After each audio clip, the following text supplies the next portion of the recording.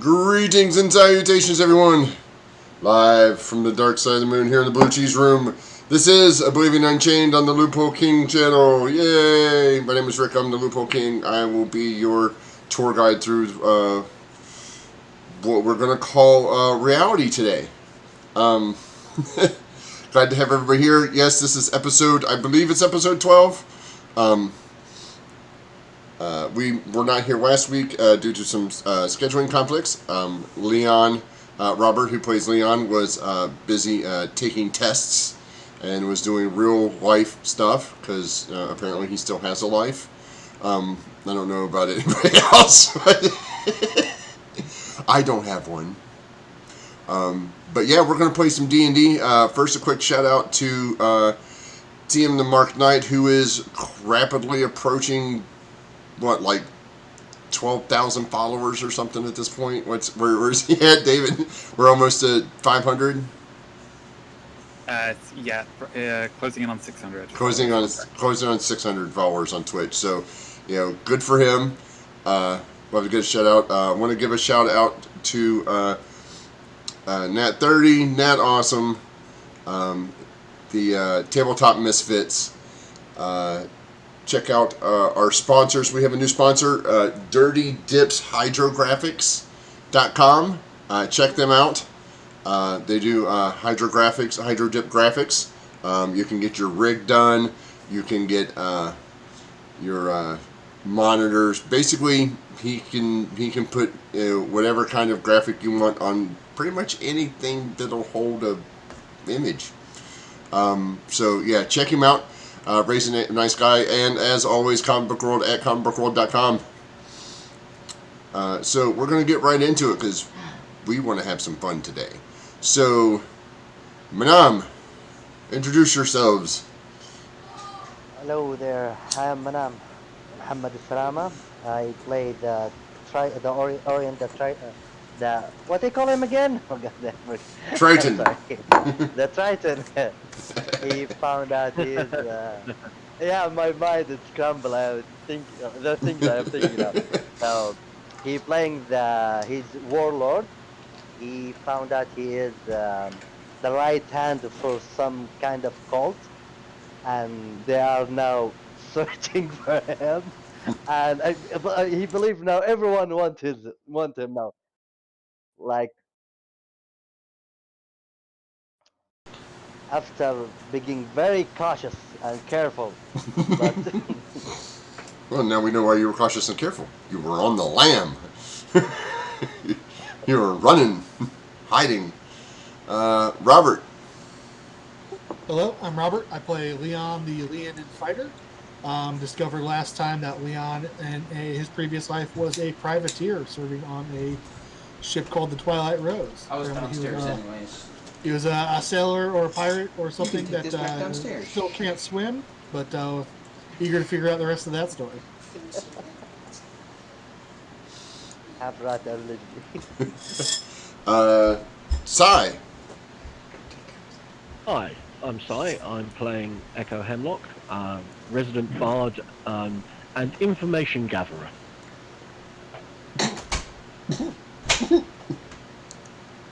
That's it? Oh, if anybody wants to know what a reference to that is, please watch last week's episode. David. David, I play Dan Reaper. He's a Verdan warlock of a patron that keeps reminding him in his head that the thing that he woke up and found in his pocket is really, really dangerous, and he needs to go and put it back where he found it, and he can't remember where that was. On the plus side, he does now have a closet familiar. Oh God. Oh, and a new puppy. Yeah, new puppy. Yeah, Dan's menagerie of I don't know really how I feel about Dan's menagerie because I'm a little tempted to not to have any more animals come up to Dan because he keeps turning them into other things. So I'm not exactly sure what Dan's ultimate goal is. Okay. I'm not going to give away too much, but there will be more animals if I get my way. Dan's gonna be a druid. He'll be a mighty summoner. This mighty summoner feat. It's like, I want to summon them all. While they're here, can I put them together? One thing is that I don't currently have a mount I can ride, and I need to amend that. Well, I don't know. At your size, can't you just ride Shavareth? Yeah, for like 20 minutes a day. and then take an hour rest to get another 20 minutes. Yeah, So. yeah. I mean, that's... But at Shavareth's speed, isn't that like 10 times what you could normally travel with those tiny little feet of yours? I walk at a perfectly acceptable 30 feet per round, thank you. That's what kills me, is that the Verdana, although the Verdana are really, really small, you still walk faster than dwarves. Yeah, well, that's because we used to be goblins, so we're very used to running away from dwarves. Oh, that's helpful. That's helpful. All right, so you guys, yeah. So you guys are in the Fat Goblin Inn when we last left you. Resting. If I remember correctly, Orient was upstairs, passed out from several swallows of goblin moonshine. Oh yes, absolutely. Like I'm not gonna. Yeah, no. I'm just saying that your current location is the Fat Goblin Inn. Yeah. Your current situation is the fact that Orient has found out that he is now, or was previously, a cultist. You guys have interrogated quite efficiently, I must say. 2 captives of the raid on the village, on the city. Dan is quite adept at scaring the ever-loving bejesus out of people. And Echo has working. That talent. Yes, is working on becoming the head torturer in the city. It's still torture, even though it's psychological, not physical. Yeah, but I don't think in these kinds of times they've made that kind of subtle distinction. No, they didn't. But so when they turn up at trial and there's not a mark on them, yes, it doesn't count. Oh yes, you're well within the Geneva Convention rules of information gathering. There we go. Orient succumbed to the influence of Leon to try some more of the goblin wine because he was just in that kind of mood finally. And unfortunately, he does not have the constitutional wherewithal to drink that much that fast. So he is passed out upstairs in a drunken stupor. Leon tucked him into bed and then went to bed himself because he was tired. Leon also might have drawn something on his forehead. But I wasn't going to give that away until Oreo woke up, but that's just I was hoping he didn't remember. Echo and Dan stayed up for a while, and then they retired. So you guys are waking up in the morning. Orient is still not awake, although it's still early. Echo, you and Dan normally wake up early anyway. Yeah. So you guys get up at your normal time. We seem to have had a long rest. Oh yes. You guys have all had a long rest. Okay, cool. It's just I used an ability. I just want to get that back officially. Yes. I was attacked by a Okay. crane. Well, I as you pointed out, I mean, I'm normally an early riser. Yeah. So I'm going to get up and go downstairs and make some breakfast for everybody. All right. You go down there. Lothgar is snoozing heavily. It's no problem. I know where everything is, so I'll Yeah. um Why are they giving me some crap?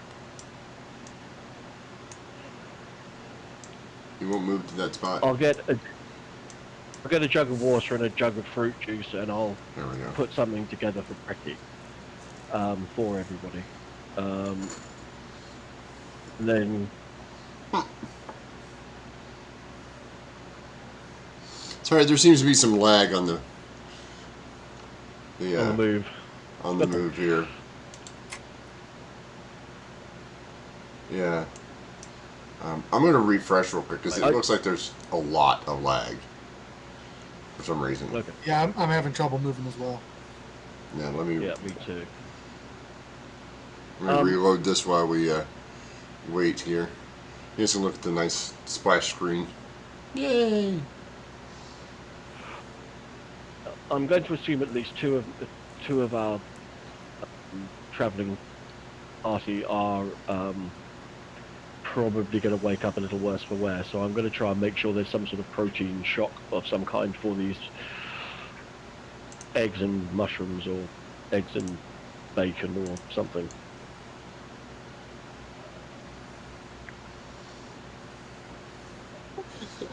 I guess Leon's so hungover he can't walk straight. It's lagging so bad. Yeah, well, no, I just I reloaded, so give me a second. It's all good. Yeah, it's still lagging. It's weird. Let me. So you guys go ahead and continue what you're doing. I will find the. Yeah. Basically, I'm going to put some breakfast together, and then I'm going to come and sit over at our usual table and have some bread and cheese and fruit or something, and Yeah, like you normally do. yeah, just have a nice quiet breakfast. And once Orient gets up, I'd like to sort of take him quietly to one side and have a little chat with him. Have a little chat with him. Yeah. Okay. He is not awake yet. No, that's fine. I'm not gonna rush him. Once he's slept it all off and wakes up in the morning and starts to feel shit, then I'm gonna feed him some food and take him off to one side and have a little chat with him. Okay. So you guys are easily eating, waiting for Orient to wake himself up, or are you guys going to eat breakfast and then eventually go get him? Let him sleep it off. I mean, if it gets to be at noontime, yeah, we'll go wake him up. But go make sure he's still breathing. Yeah. But I'll put breakfast together for everybody, and that might be what's causing it. Sorry about that. I put in a new mod that allowed you to move, and then it would move you around things. And I think that's what's causing the problem. right. Okay. Okay. But yeah, I'm basically going to just wait for our Brighton friends to join us. And in the meantime, I'm going to sit quietly and enjoy a quiet morning. We didn't have any immediate am- for the day, did we? No, I am going to say to Dan and Leon, guys, I think it might be worth making a trip to Emery. I agree. I was going to recommend that. I didn't think I'd be able to talk you guys into it. It's such a long trip, but I think that's No, I to be honest with you, I don't think going back and presenting ourselves to a bunch of bandits who are looking for the things that we're carrying is a good idea. And I think all that's going to end up happening is we're going to end up in conflict with them at some point or another. So best to avoid that. If there are people who are looking for Orient, and they're going to be violent as they try to pursue him, then us going as far away from here as possible will keep us safe, and hopefully keep other people safe, because they know that he's I agree. on the run. I agree. That was part of my reasoning for going to Emery. The other thing is, I know that your shipping guild or privateers group, or the group that you belonged to before, Leon, I know that you said that they were based in Emery. We might be able to get more answers from Emery. I don't know that they're based in Emery. I think that's the city of Emery was the last people that employed the Twilight's Rose.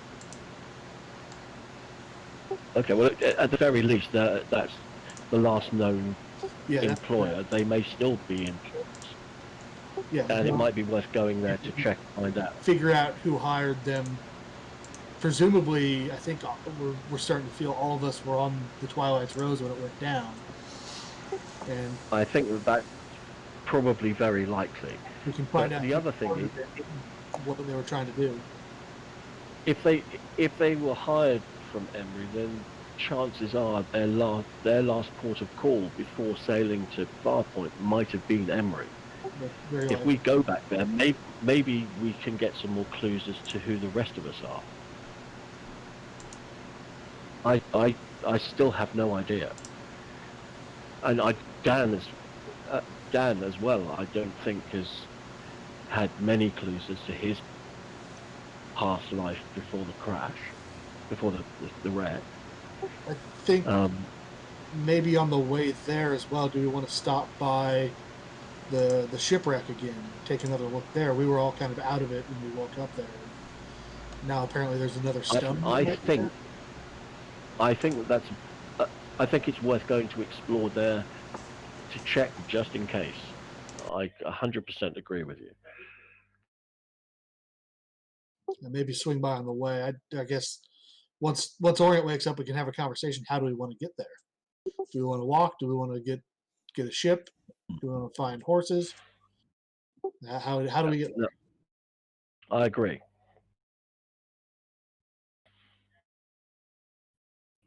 But yes, that I just wanted to kind of float that idea out there in the absence of us having anything specific to be doing at the moment. Well, yes, I'm in agreement. My only other concern is that we are running low on funds. If we're going to be making a significant journey, it would help if we could find somebody willing to pay us, maybe for a shipment that needs taking to Emery. I mean, or if we can find Chromash, he owes us money. I suspect that Chromash has gone to ground somewhere and isn't popping his head up for any time soon. Do we have anybody else in town that we can think of that might be able to find Chromash or get in contact with him in some way or another? Maybe, unless the Thieves Guild had an interest in him. I think it's unlikely, given the fact that there's a bounty on Orient's head, and we really didn't part ways in the most friendly of terms last time, that they're likely to be forthcoming with information to help us. Just saying. So you remember when we first visited his house, it was all messed up. Somebody had tossed it. Mm-hmm. Do we know who did that? Was that the Thieves Guild, or was that the people? We don't know. Yeah, there's somebody else after. We don't know. Yeah, Guild. I don't know. I mean, breaking and entering and tossing a place does seem like a kind of thiefy guild activity. But they didn't take especially it. All the stuff was still there. True. You would both notice Dan very, very shiftily, just like pushing his backpack under the table so that the stone egg he stole from the house is kind of weighing on his mind. And it's just like, no, I definitely didn't take anything. Whatever happened to his diary or his book? Did we end up with that, or did we give it back? I don't know. The diary in the office? Yeah. No, we didn't. We left it there. Okay. I thought Dan had it at some point, and I think you might have given it Yeah, back when we met in the other tavern. the book we found that was written in, I think it was Giant. It was written in. Yeah, I don't remember. It's still on my character sheet, but I'm not sure if that's right or not.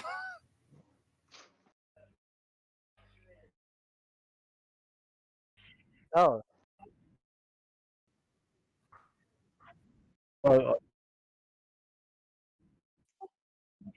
Yeah, Dan took Yeah, it. nobody but Dan knows for sure. Yeah. Yeah, Dan will like slip that out, sort of set it down, like have a flick through it again, do that sort of like eyes crossed unfocused thing of when he's calling on his eldritch power to be able to read a language that he can't actually read, just like the patron slowly translating the words for him, and just to try to get a general sense of like, it's just notes. He definitely seems to be some kind of a wizard and an arcane practitioner. I don't really know what they were working on. They gave us the briefest overview of this Guardian project, and that there's these big, scary, terrible things they're trying to stop from breaking into the world. But I mean, that could just be a story for all we know. Yeah, could be. I agree. Dan I will agree. tap the book and use his new cantrip to seek phrase to look for any instance of the word guardian in the journal.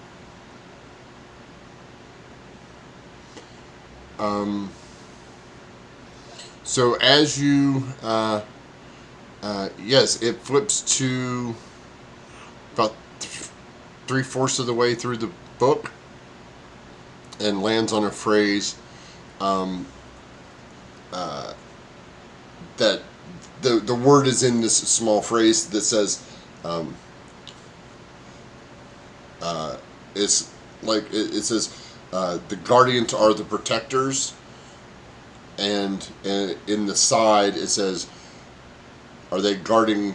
Are they protecting us from them or them from us?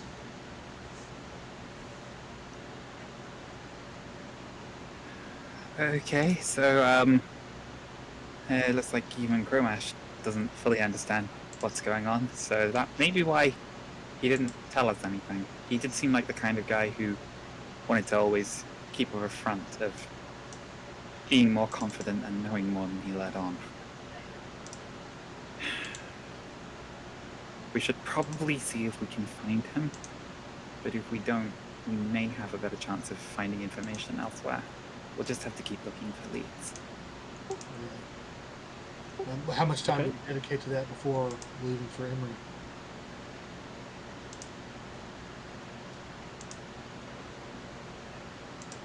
Do you want to spend a day doing it, or we could spend the rest of the day, however long we have today to do it, and Dan then we will separate tomorrow morning. tap the book again and just start casting the cantrip and look for like words like safe house or hideout or like evacuate, any sort of written reference in the journal that might give us a lead about where Cramash would have gone to when he knew that there were people in the city that might be looking for him.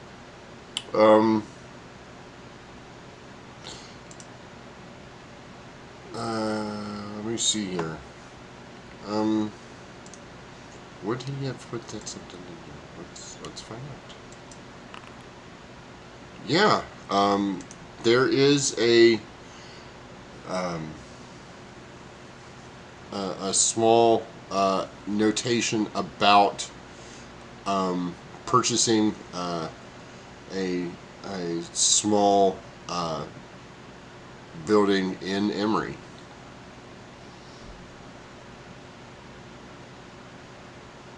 Oh, here. He might be going to Emery too. He'll be ahead That of us. gives us yet another reason to go there. Then. I'll need to spend more time with the book during the journey. I'll try to get more of a sense of if he has friends there, people he would be staying with, and people we can ask around for, and see if we can track him down as we get there. But it Seems sounds like like a very good. he's no longer in Farside anymore. He's gone. It does seem that way. I wonder if he knows anything about the Black Sun cultists, the people that attacked the city. Or, what's the name of that god again? Arboria? Or yeah,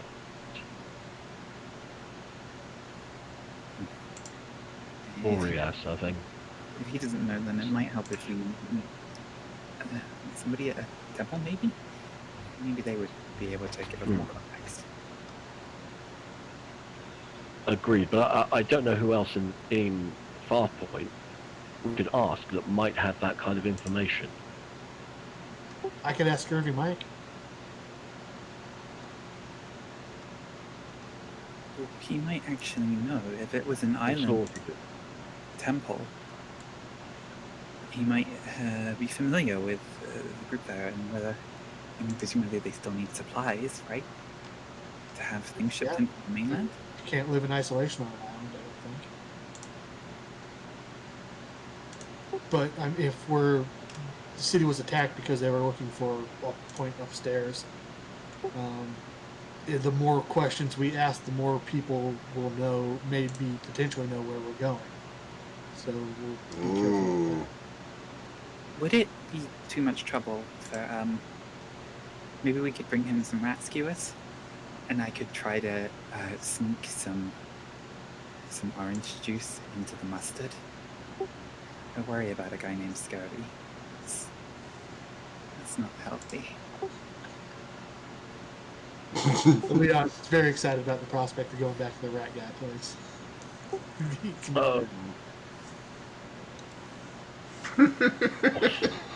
And yes, I am aware, and Leon is not aware that he loves eating rats, but he's also allergic to rats.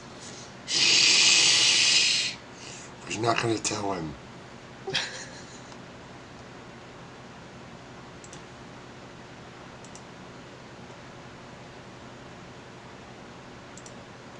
So how long do we let our friends sleep? I mean, what time is it about now? About 9 in the morning about now? Give him an hour and a half, a couple of hours, something like that. If it gets to about 11 o'clock and he still hasn't surfaced, then we'll go and encourage him to get up. All right. Well, Leon doesn't want to sit around that long, so he'll get up and just walk around, just doing random things. It's 9 o'clock. He's still not awake. Quite happily, sort of leaning back on my chair. Like, if you're going to continue to let him sleep, give him another hour. 9 o'clock rolls around. He's not up yet. Maybe somebody should go check on him. Yeah, Leon will walk up and just make sure his chest is still rising and falling.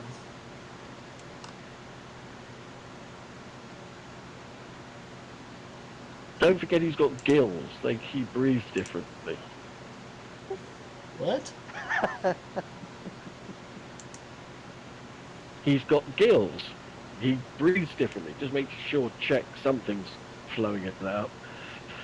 Dan will take the pitcher of water that Becca provided for Ruckus and just carry that up behind just in case. Yeah, that's... I see. I'm very firmly remaining at the table. By the way, question: are we still in the foundry? Or are we out because? No. Yeah, it would have been. I re-logged in. I'm still having that issue, and I don't know what is causing the issue.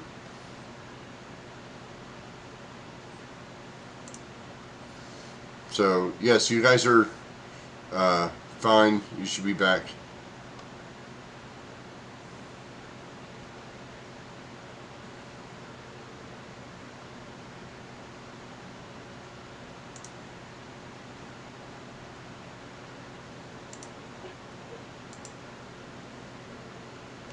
Yeah, we seem to be having some technical issues on why. I don't know why it's lagging. There shouldn't be any reason why it's lagging. Because, Yeah, the dice rolls seem like they're going through quickly enough. yeah, I don't know why the tokens aren't moving. I can't. I've just got the back screen. I can't see. Yeah, anything. I'm. No, that's cool. I understand it's done for good reasons. I just can't check my dice rolls. Yeah. Like mine, yeah, they just roll fine. Like it seems to be the. Maybe it's the map. Maybe delete token, get a new one out. Yeah.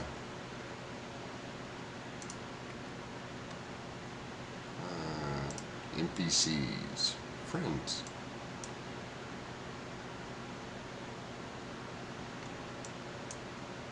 Nope. Huh. It's weird. Okay, there it moved him. Like, there's a lag between.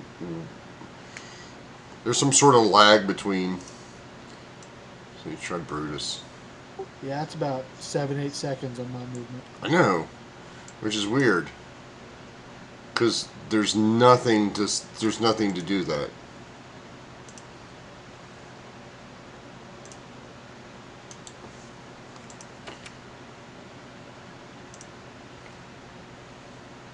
I've literally taken off every module that would possibly.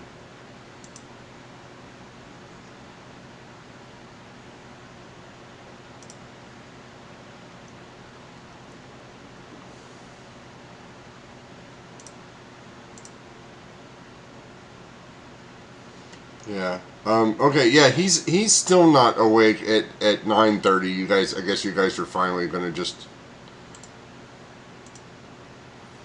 wake him up on your own. Yeah. 11:30 comes around. Leon will go up and just start shaking him. Hey, buddy, wake up. Ah, ah, Gotta ah. wake up. Do I wake up from Leon Yeah. shaking me? Yeah. You kind of wake up. Ah, It's bright and early at the crack of noon. Time to get your day going. yeah. Ah. What's the time? It's about half hour to lunch. Oh God. How long I will sleep?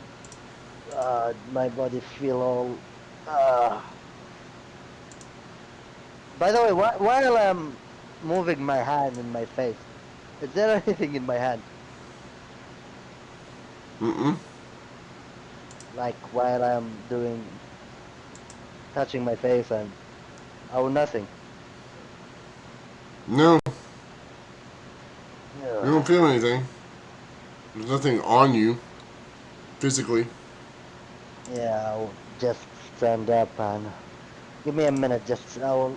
All right, I you will. get yourself together. We'll be downstairs. Okay, thank you, Leon. I And brought you I'll. some soda if you need to rehydrate. And Dan would just like set it down on like the little end table next to the bed, and then close the door behind. Thank, thank you. And take the water and drink it. I'm starting putting my chain mail. Putting my Sit down. Sit going. down at the table. Have something to eat. It'll make your stomach feel a lot better. Yeah, yeah. Thank you, guys. And start to eat. And I guess we'll catch him up on the conversation we had earlier. Sure. So, if do you believe that place is better to find out? Might get help us to know a little bit our paths, right? Yeah, I think that's the next step in the kind of the chain we're unraveling is check out the wreck of the ship and then on to Emery. Yeah. Before that, I have a question for you guys. While I'm wearing my arm chain mail, been thinking. Are you sure, guys? You wanna walk out with me? But yeah, why not?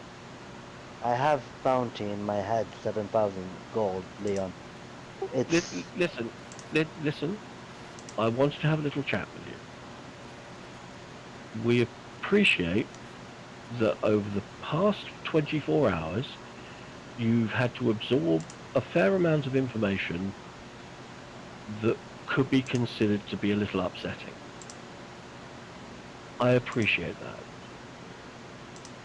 But you're failing to look on the bright side of all of this. 3.5 weeks ago, you were in a shipwreck and you lost your memory. You have the choice to be who you want to be from now on. You're not beholden to your past in any way. So you can put all this behind you and just walk away from it. This is the reason I am telling you guys. I can put everything behind me and disappear. And you can That's do what whatever you want. we're gonna go. We want to go to Emery and see if we can get some more answers. I think it would be best for you to come with us so that you can find out more, and if there are any issues with people coming after you, we can be around to protect you, and there won't be any civilians that'll get in the way. Guys, entire city been attacked because of me. Entire city. These cultists is crazy. Which is why, because of yes, because of their beliefs. They chose that. I agree. We didn't invite them. We didn't Ye- ask them to come here. This is their choice. Even putting aside the way that we've been traveling together for the past several weeks, how close we've become as friends.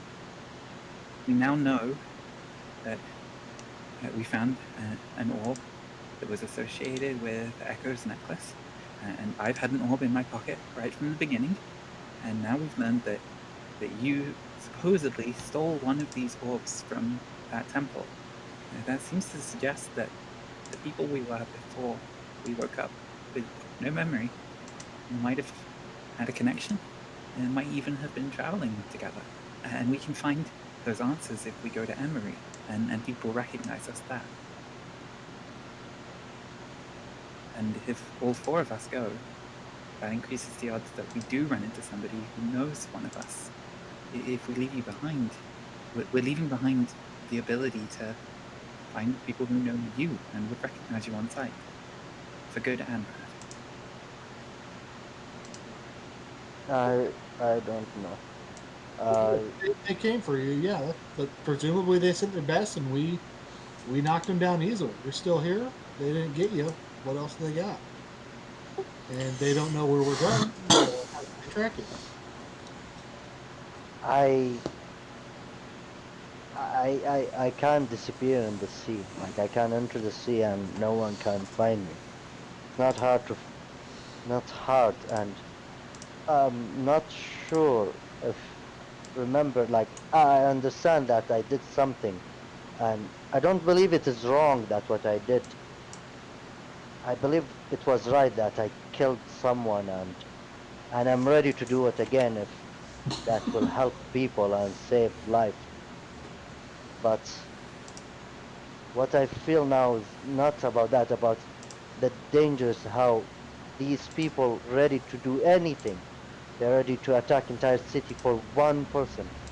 And I believe I feel it's more danger, like I believe you can find your way to get this orb hidden like, without me, and I apologize for rambling to you like that, but I'm anymore. I'm not sure about what I feel. I'm not sure about. I think I saw the destruction they made because one person, and this person doesn't even remember what's going on.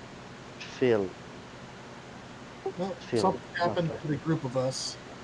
I think we're better to figure it out if we're still a group.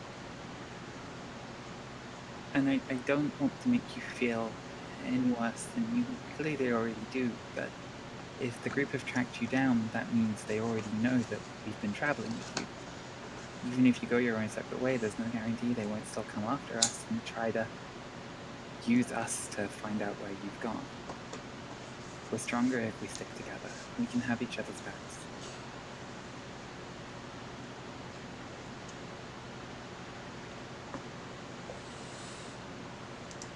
The Orient will keep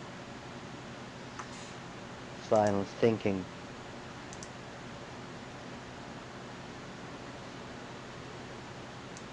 Alright, so we leaving today, or we want to do things around town? Leave tomorrow. Personally, there is nothing in town that I need to do or accomplish before we go. But I'm quite happy to wait around and help if there are others that do need things doing. And Dan mentioned earlier maybe we need funds. I think there was Scurvy Mike was offering work if we want to do something there, but no clue how long that would take. Presumably, if it's dealing with shipping, that could take a matter of weeks.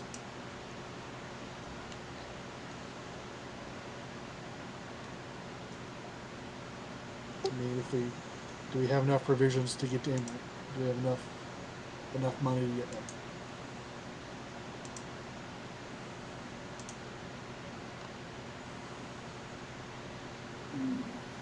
I have enough to...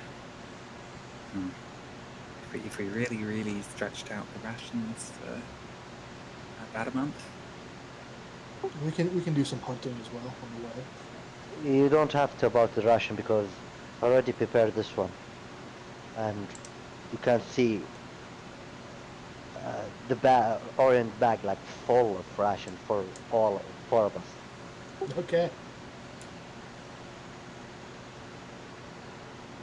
So nobody's got any other business they want to do around town. We might not see shops for a while.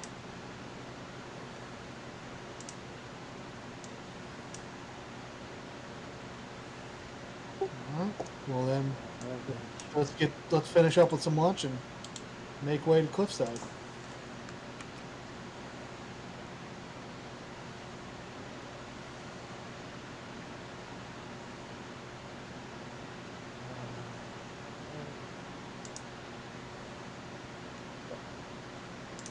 So is that what you guys are doing? I have 34 days of ration.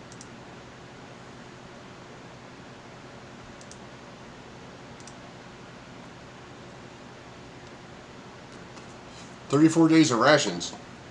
I've got Yep. 10 days of rations. That's not last session. Before that, we believe that we might travel somewhere. So Orient think, okay, I have 4 people. We are 4 people. Oh yeah, that's right. You did go berserk with the. He's the prepper.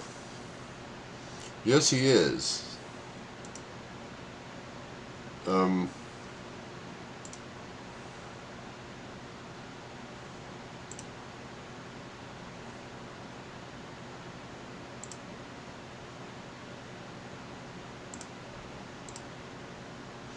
That is definitely a thing that.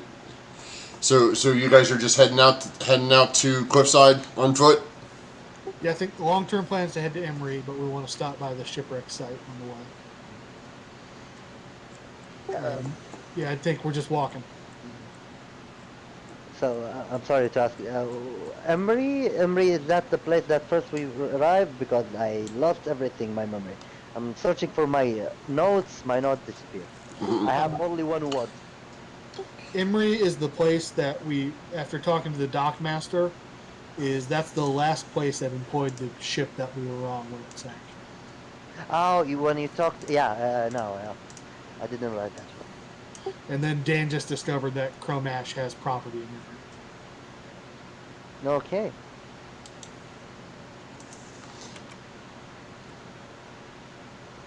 Yeah, it's something about the tokens. I don't know what's going on. Sorry. I cannot fix it at this point. That's fine. But since you guys are traveling over land, I was going to say, it looks like we're going to be map traveling anyway, so Yeah. you can just move this. Yeah. So you guys are at Farpoint. You guys can reload and come back in. It should be fine. Okay. On the way out of town, I'll ask Echo. Oh, did you need to check in with the guards at all? They were looking for Chromash. We might have some info on where he is. Do you want to try and collect that bounty? Was there a bounty? No, there wasn't. Bow. They asking about Kromash because they found out his house being wrecked. We've got some evidence that he's long gone. That's something we want to share with the guards, or just screw him and leave. Yeah, just I believe at that moment because we don't know what kind of information because there's some people I believe they searching for Kromash, the bandit, if you remember them. They doesn't like Kromash. We also have information that Chromash has been growing dangerous plant life in his garden, resulting in the death of a member of this fair city. And that we, as enterprising individuals, could set out to bring him back so that he can be fined by the courts for his careful gardening practices. Careful gardening practices. Reckless growing of plants. I will look to Dan and said, when you have a garden underground, I believe it mean it's not anyone to enter it. So I believe it is his own property. He can grow whatever he wants. But if you really, really wanted to keep something safe, why would you put it in something that's got a door just sitting there that anybody could open? That's a good point, and that because I have no idea. Some people don't automatically go through closed doors. Perhaps No, you. I know that I know how to. Exactly. I appreciate that this is a foreign concept to you, but some people who see a closed door just go, "Oh, there's a closed door," and walk on by. Are you sure? That doesn't seem like a thing. You wonder it, right? It occurs to you that, like, what's behind that door? And you get that itch? I can genuinely tell you, hand on my little dryad heart, that I do not wander past closed doors and go, "Oh, I wonder what's behind them." 95% of the time. It I must will give be notes. because you're kind of more closely connected to nature. How do you feel about bridges? Oh God. I'm perfectly good with traveling across them, assuming they're not broken. They are remarkable, aren't they? That you can just cross a stream or a river. They That's keep so your well feet rounded. back. I'm all for engineering. See, so it makes sense. I'll have to ask people who are from the city if they have the same feelings about doors that I do. I'm sure that's the difference. It's a city versus country problem. I'm sure that must be it.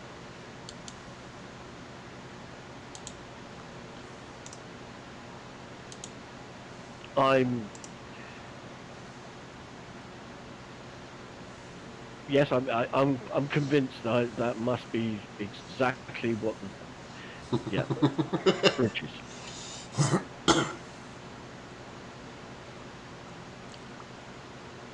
David, have you reloaded? Yeah, I have it. It's still giving me the front page. I'll try refreshing it again. I see us on Cliffside map. Yeah. Everybody should be there. I just don't have David yet.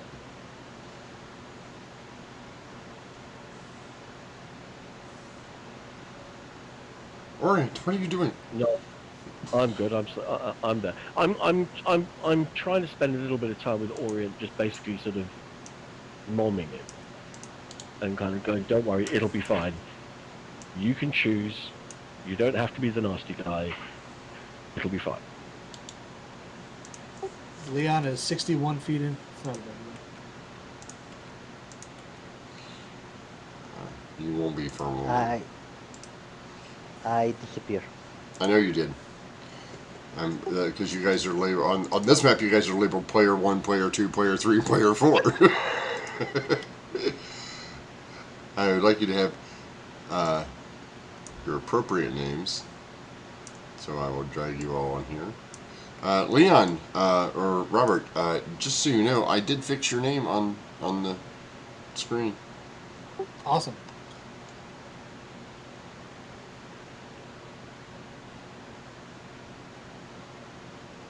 Yeah, now it's not going to use your tokens. Yeah, that's fine. That's fine. Whatever.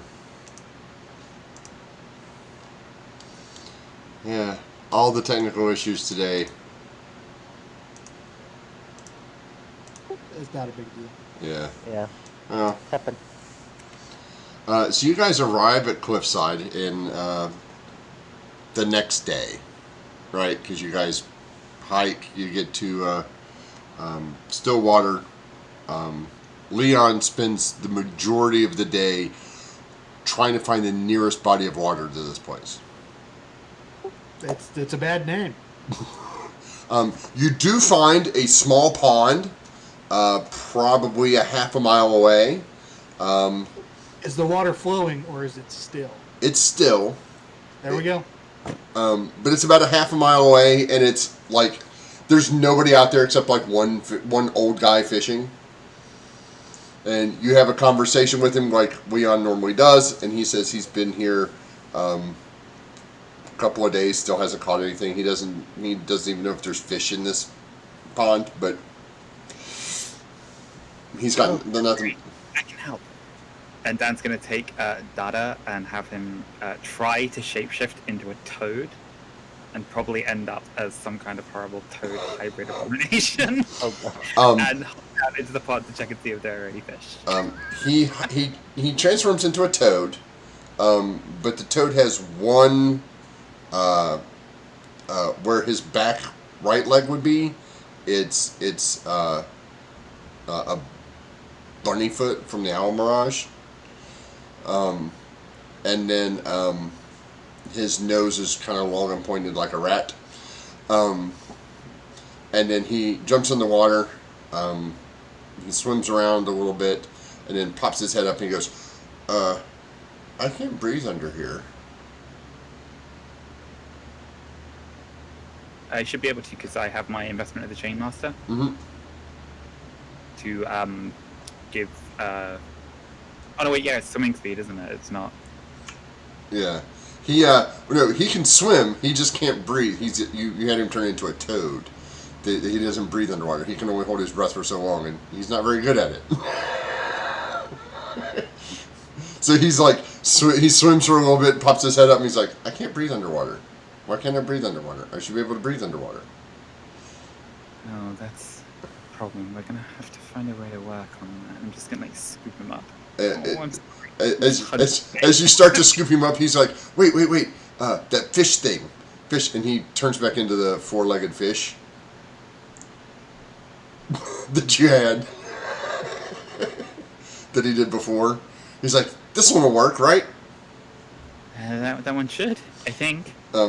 So he leaps off your hand into the water. He swims around some more, and he's like, I can totally breathe. But these legs are not good for swimming. This is, I don't understand. But there are fish down here. Well, I mean, I guess they're fish. Like, they're big and have fins. That's a fish, right? That sounds like a fish to me. Okay. Yeah, there's fish. Just gonna direct him to just take probably like as close to rat form as he can manage, so he can put him back in the cage. Yeah. And just this probably quite horrified fisherman and just let him go. There are fish. Yeah. He looks at the two of you and then at the thing, and he's like, I doubt they'll bite now, but is that your friend there? Or He my familiar. you're from? Oh, He is okay. my service in the same way that I am. Oh. Dad's gonna like call out to the voice that sometimes comes in his head. Patron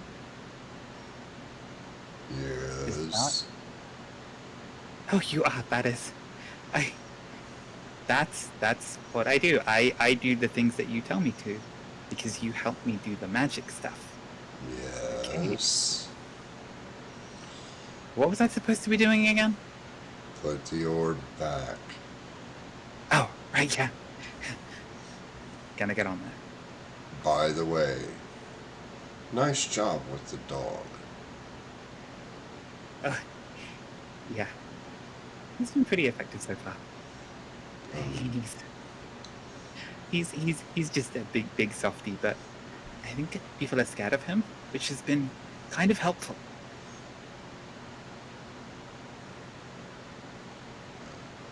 Next time, try killing one of them before you ask the questions of the other one.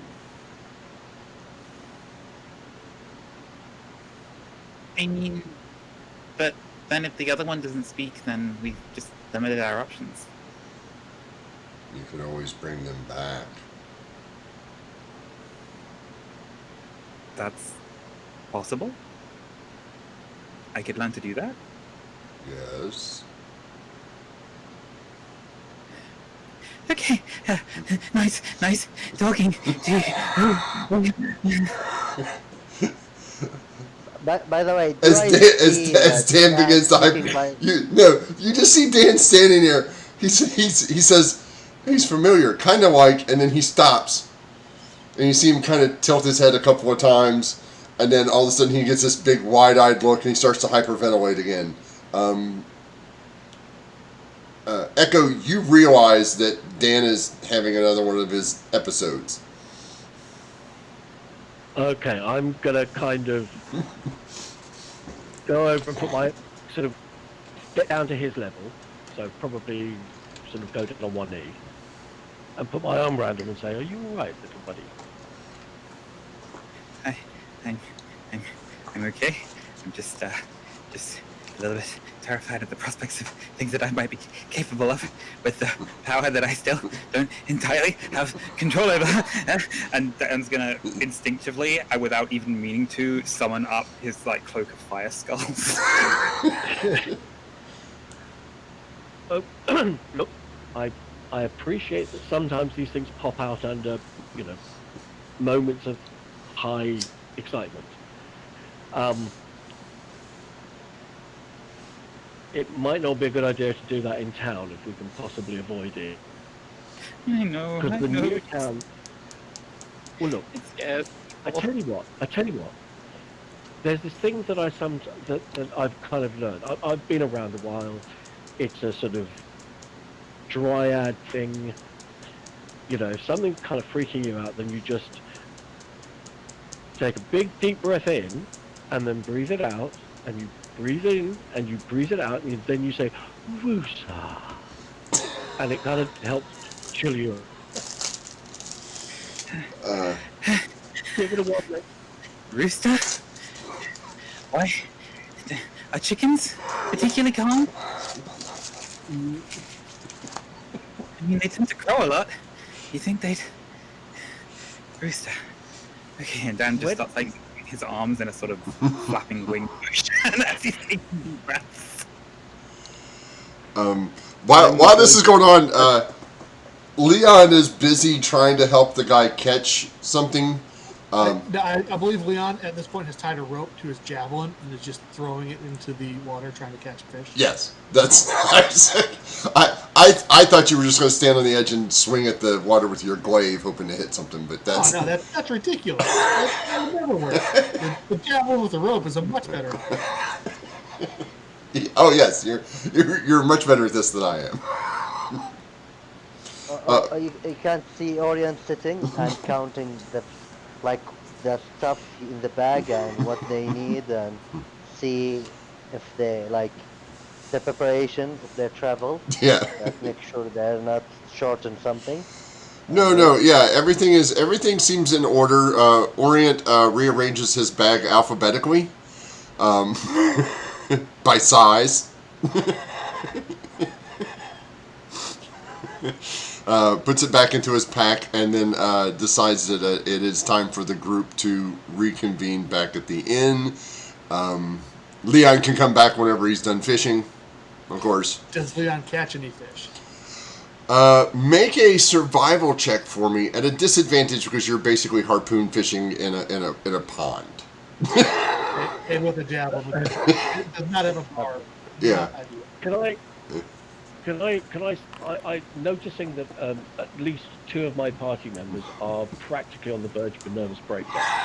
Can I?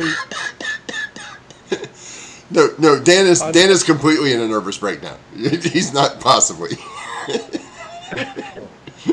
I'm going to start trying to play some very calming and soothing music. Yeah, you can do that. And let me see what's spelled. Yeah, while you're observing, Dan is busy trying to shoo away the skulls. As one orbits in front of him, he's like, shoo, shoo, shoo, kind of waving his hand, and his hand just kind of goes through him. He's like, shoo, go, stop. Right.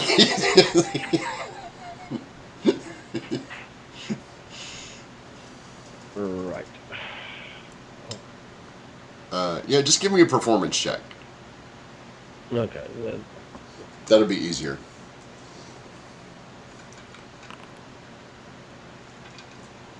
Ah, yes. 24. You start to play on your what is it that you use? Pad. Panpipes. I generally use pad. Okay, so you start playing on your panpipes, this little tune, and as you come around to the chorus, you get a flash of you, a mental image of you sitting around a campfire doing this in the mountains with some other dryads and naiads and oreads, like, you know, a real big nymph party, basically. But it's not like a party, but like a you know, like a campfire, you know. Yeah, like a sort of quite a big campfire. It's quite, you know, it's quite large. There's probably a dozen of you there. It doesn't. Okay, Yeah. fair enough. But it just kind of flashes in front of you. Like, you can't really get good images of faces or anything, but as you're playing this song, it just kind of flashes across. Do I get a sense of where these forests or No, it's you know, it's a mountainous area. Like, you don't get any, you don't get anything out of it, except that might have been a memory. Yeah. Okay. Well, I'll store that for processing later. Your performance does seem to calm down your party. Leon will eventually get bored, and return back. And then the next day, barring any unforeseen circumstances, which doesn't happen, you guys arrive back towards Cliffside, and you notice that the gates have been repaired since you've been here, and there are 2 guards posted on top, and one of them waves down to you, Leon. You recognize it. You recognize him as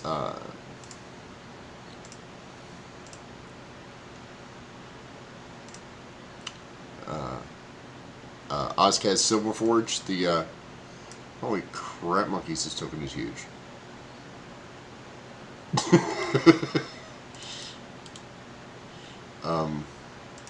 Let me fix this token so it's not as super large as. They have a giant. Yeah, I was going to say, anybody speak? There we go. This is the gentleman that was out front that you guys spoke to before. He seems to be. He waves down and goes, "Ah, friends! Hello, we're back." I see that. That is wonderful news. Did you have any luck in in Farside? Yes, we had lots of luck, both good and bad.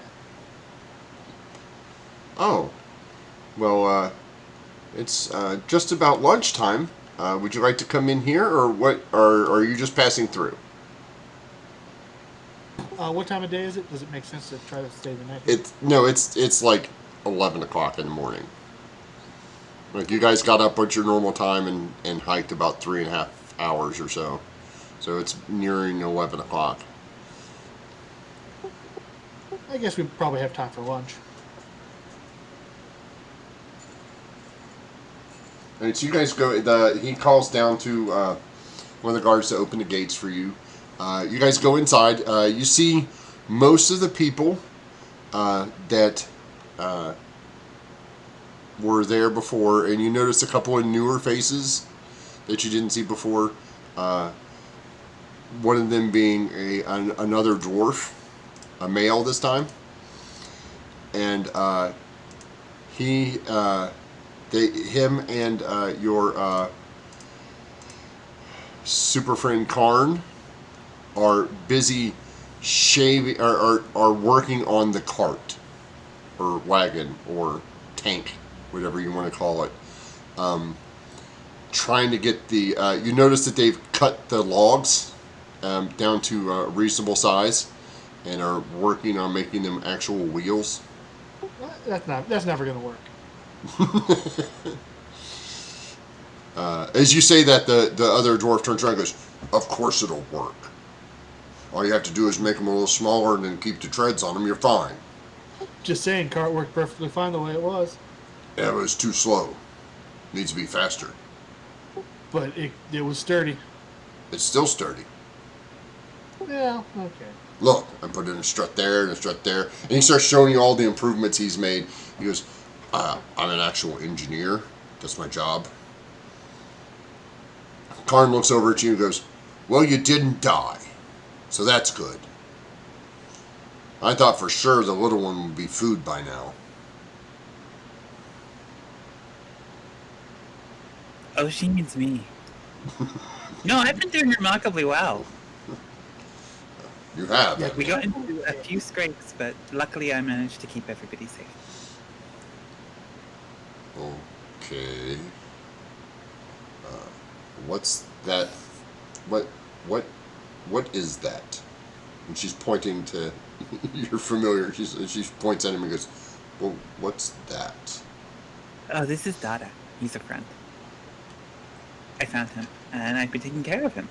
And he's been getting stronger and more capable. You shouldn't underestimate things just because they're small.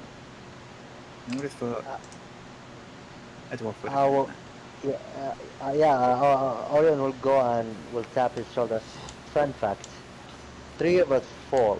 He's the only person able to stand, and it is really. Well, good for you, little guy. And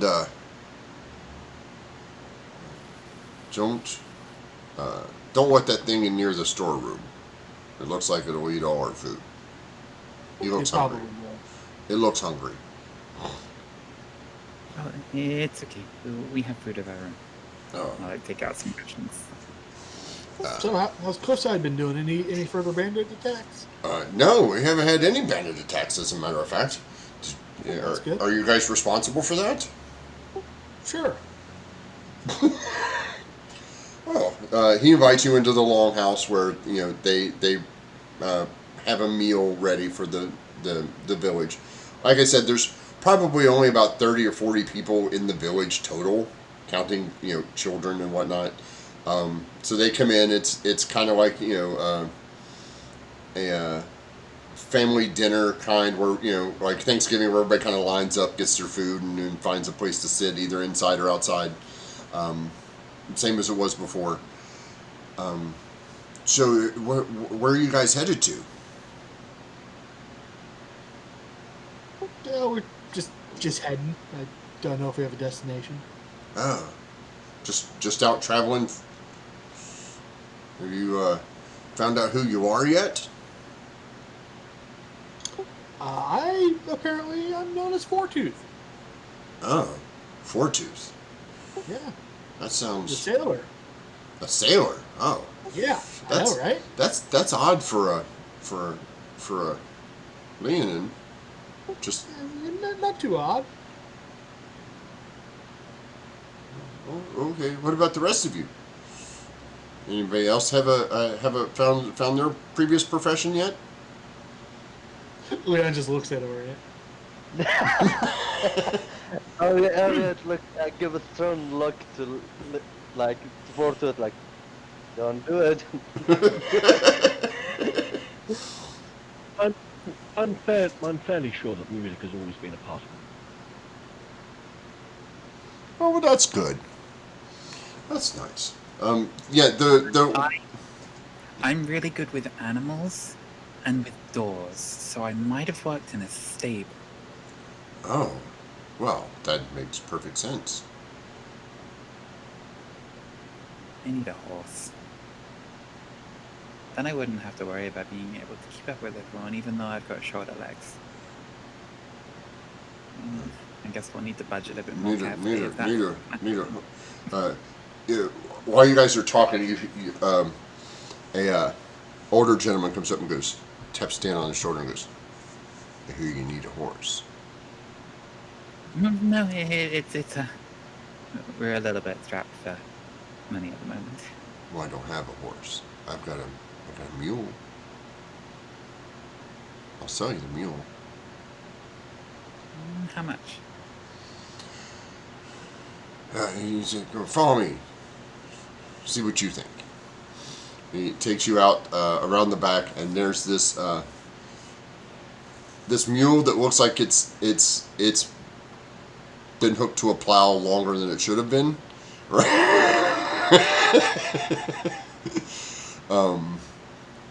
Quite old. Still fairly healthy. I just can't feed him anymore.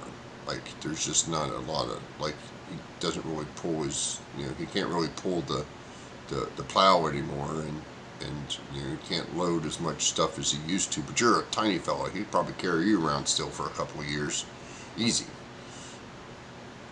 I mean, if I don't find somebody to buy him soon, then turn him, have to give him to the knackers. Don't we know somebody who wanted a mount? Yeah, Dan wants a mount. That's who he's talking to. He took Dan around the back. Dad is just like looking at this mule that's just worn out and tired, and fully recognizing that, like, even though he's tiny, this really, really small, fairly light little guy, if he got up on this thing's back, it would probably collapse. Well, And is instead just thinking about, like, well, they've got all the corn. If I can convince Carl that they shouldn't eat it, they can have a very comfortable retirement. Maybe do a little bit of plowing when necessary, when they're sowing in the springtime. How much would you like? Kind of looks at you like 20 gold.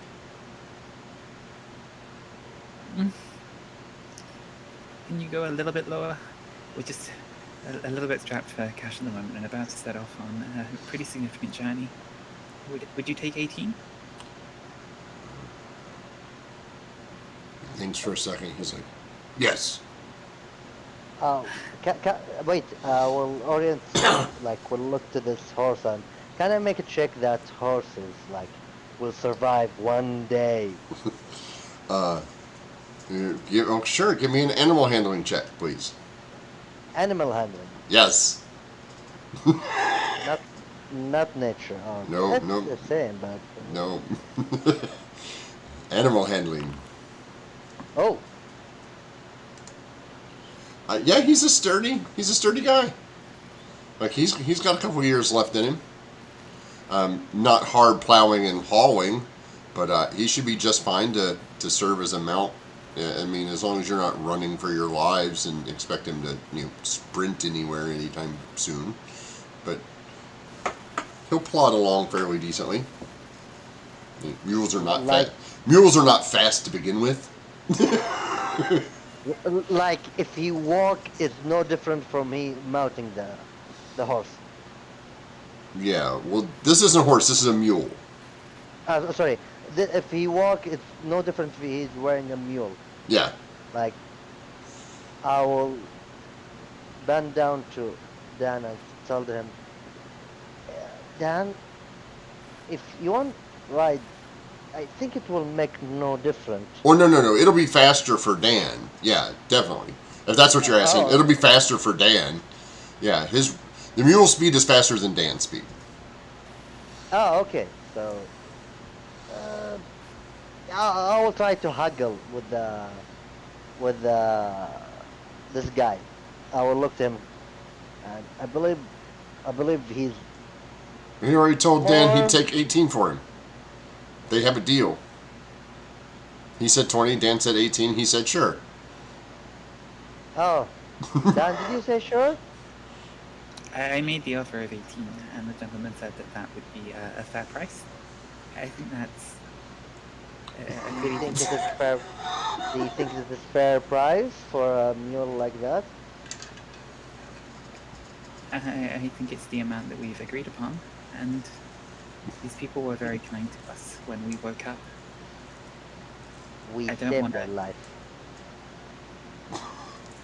I don't want to be like the bandits and just come and say, "What can we take from this village?" I'm We're gonna offering. pay. No, I'm we're gonna offering pay. a fair price, and No. cheaper than the initial request. I I was believe going to we can. pull things out of his coin pouch and hand them over, E- and ask him, Echo, "Does Yeah. Echo. he Sorry, or carry she on. have a name?" What, does he have a name? Yeah. Uh, his name is Morris. Just going to like reach out gently, just like stroke down the nose a little bit. I'm going to go to Dan and say, as we're trotting along, remind me to explain to you the principles of selling and why and why bartering is always a good idea. He did barter. I did barter. I Yeah. just didn't barter what. Are you going to use your speak with animals? Yeah, just make this sort of formal introduction and just again show some sort of like sweet affection, Yeah. and maybe like if there's like apple slices or turnip or anything that's like been at the meal that like would be something that a mule might enjoy. Just gonna go and Yeah, there's some turnips. Nobody likes turnips. Old lady Sarah always brings turnips because that's what she grows. Nobody eats them. They do take half of the plate, and like pocket pieces of them, so it makes it look like people are eating them, so as not to hurt hurt her feelings. But yes, there's plenty of turnip. But you see people walking by the turnip, the little plate with turnips, and people like take one and put it in their pocket and kind of like walk off. There's just like a pile of turnips behind the longhouse. Yeah, it's just.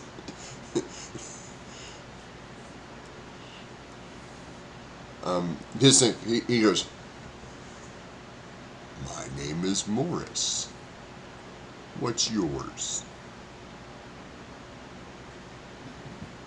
I'm not 100% certain at the moment, so for now I think I'm going by Dan, but that might change. Would that be confusing? Just call me Dan. Dan. Dan is fine. So where are we gonna go, Dan? For the moment, we're going to be, I think, sticking around here for just a little bit longer, but then we're probably heading towards Emery. I have some friends in a nearby settlement, though. Do a lot of the same kind of farming that the people around here do, but they're a slightly bigger village. They were recently attacked, though, so they just need to rebuild a little bit. I was hoping that you would be able to help them with that, but not quite as strenuously as the work you've been doing thus far. Oh, I pull I a wouldn't leave you plow to really still good. do it. So I'll introduce you to my friends, and then you can want to stay with them. Oh, that's good. Do they have good food? Lots of corn and grain. They do have corn. Oh, corn is good. I like the crunchy stuff, not the squishy stuff. They do have corn. Okay. He follows you like you don't need to lead him on a lead or anything. He just kind of follows you.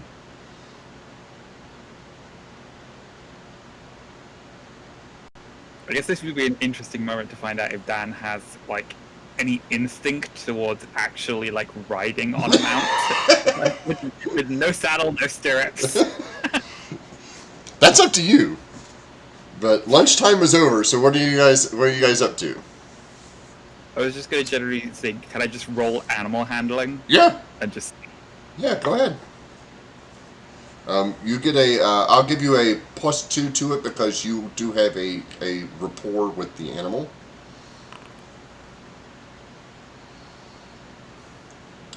So an 11. a little bit bumpy. Well, you're, without a saddle, it's a little rough.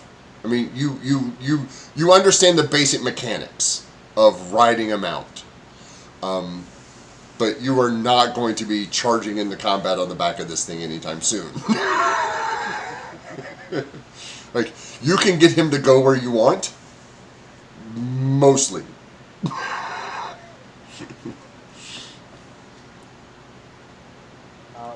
So, are we gonna continue our way to? I guess we'd say our goodbyes and head back onto what we remember to be the ship crash site.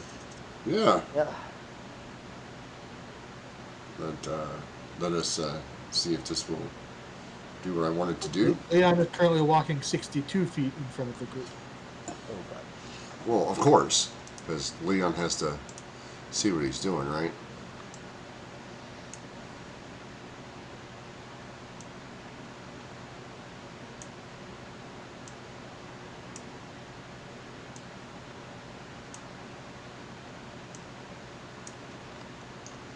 I'll zoom in a little bit here.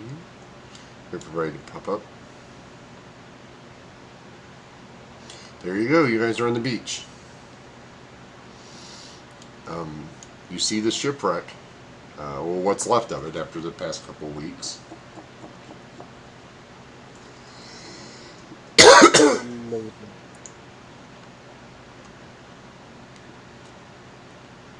I guess Leon would make no motion going into the water. I'll spend my time working around on the beach for wreckage and anything that's watchable. I'll Orient. I'll guard your armor. I assume you're not going into the water wearing it. Yeah, of course. And I'll start removing my armor. Okay. I'll guard it. I'll guard it. But I will keep my sword with me. So yeah, I'm gonna jump in Okay. the water. So you pile your stuff up, and Echo has a nice calm seat here on the rock to keep an eye out over her party, because she's not. Echo, you're getting sand in your boots already. Yeah, I appreciate this. I will deal with it once I'm fairly certain that the rest of my party haven't done anything really stupid yet. Well, okay. What do you mean by yet? That's. There are 3 of you out here on your own.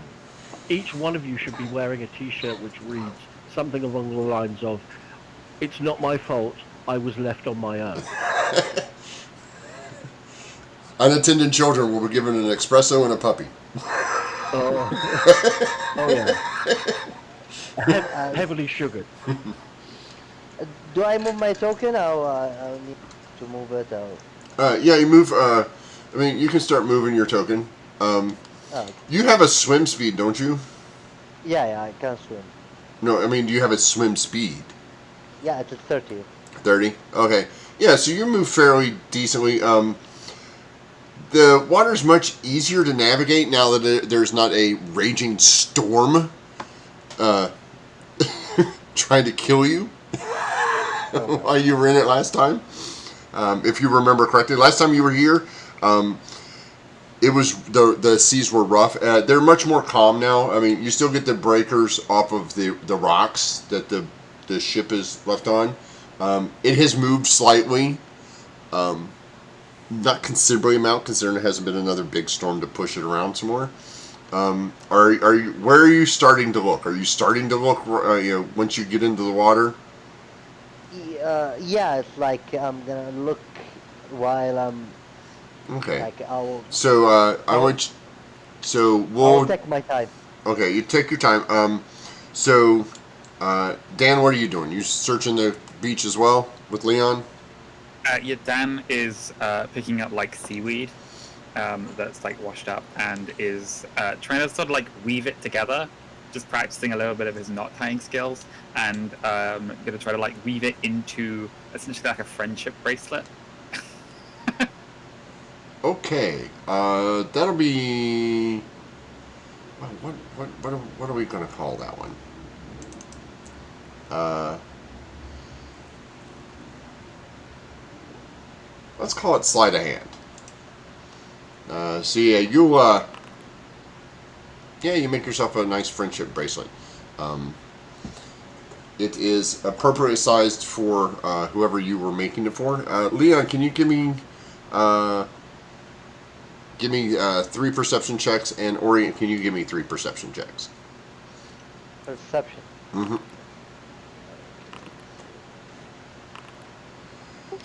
Wow, Leon finds some nice shiny rocks and some I'm not even seashells. that bad at it. Huh? I'm not even that bad at it. I know. Oh God. Okay, good. So Orient, when you get to about here,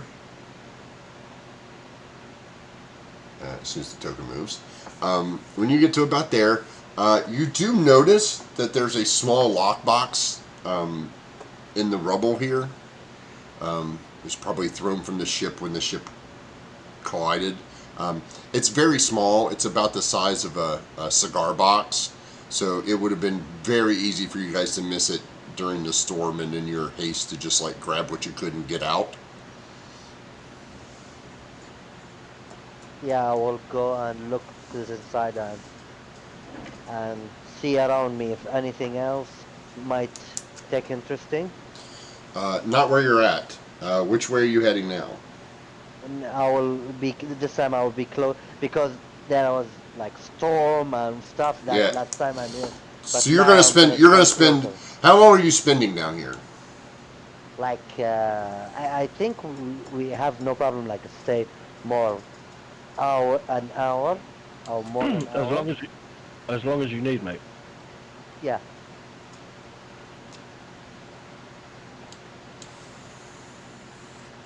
This time I'm gonna All right. So make sh- make me 3 more perception checks with advantage, since you're basically taking your time. Or actually, what's your bonus to your perception skill?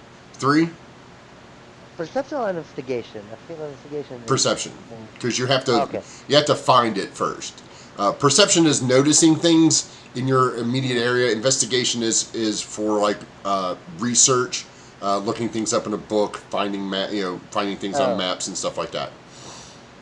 I have passive perception 13. You have a passive of 13. Okay. Yeah. Do I try to take a 3 advantage? Yeah. Three more rolls with advantage. Okay.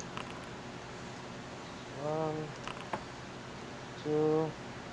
This is Oh yeah, excellent. So now that you're over here, um, uh, over here you find more of the same kind of stuff that you found before, like clothing and the basically boxes, a couple of crates that are full of like various sundries, as it were, like clothes and rope, stuff like that. Things that basically basic inventory for a ship, like stuff that they would yeah. keep on hand. You do manage to find over here, in the corner, well, actually, right here inside the ship, as you go through a big hole in the ship, you find you manage to find the captain's quarters. And inside the captain's quarters, you find a chained up box.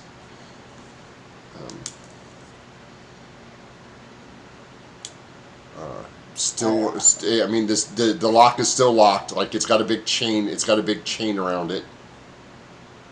How big the box? I mean, it's the size of a regular. It's like 2 foot by 3 foot by 2 foot. Can I try to first? Can I search for a key? I will pull it out. First I will search for a key. I believe it is somewhere in the. As you search around for a key, you find the body of the captain. Oh, I will look to this captain. What he is and what he look like and what he wearing, what his race and like I will see. So give me a medicine check to see if you can determine his race and stuff, because he's been underwater for several weeks and Okay. fish and stuff like the small fleshy parts. He looks like with that. You do notice he's got some scales still attached in some places. It looks like he had a tail. Your best guess is maybe a dragonborn or a lizard folk, some sort of reptilian. You're not quite sure. Like I said, there's not a lot of meat left on the bones, right? Plenty of crabs and stuff around here. He does still have, like, the clothes are still kind of there. And he's got a small pouch that's still attached to what's left of his belt. And there's a cutlass that's in its scabbard on the belt as well. I will reach for it. Yeah. What's inside the pouch? A couple of looks like there's a couple of gold coins, a locket, and a key. A locket. It's like the locket medallion, something like that. Yeah, like a necklace. Oh, okay. So I will put it in my. I will put it on. I will go and I will try. If I think I am inside the water, I think I can pull this box outside to pull this. You manage to get it out of the ship, but it's still heavy underwater. Like this thing's got some. Like this is not an empty box. Oh. This has got some stuff in it. You're probably, if you want to get it all the way to shore, you're probably going to need Leon's help. Like this is not something you can do by yourself. Can I pull it a little bit, like near here, here, or somewhere to make Leon come and we pull it with a rope? Yeah, like I said, you're going to manage to get it off of those rock, get it out of the. You're going to manage to get it out to here onto the rocks, under the water, like to here. But that's about as far as you can move it by yourself. Like you manage to, like it takes a lot of effort for you to get it to there. I will try to open the box, but I will not open it like, no, just I will open. Look what is inside it.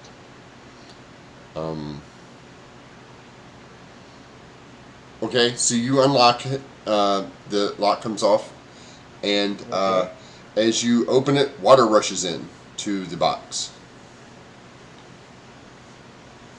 And What is inside it?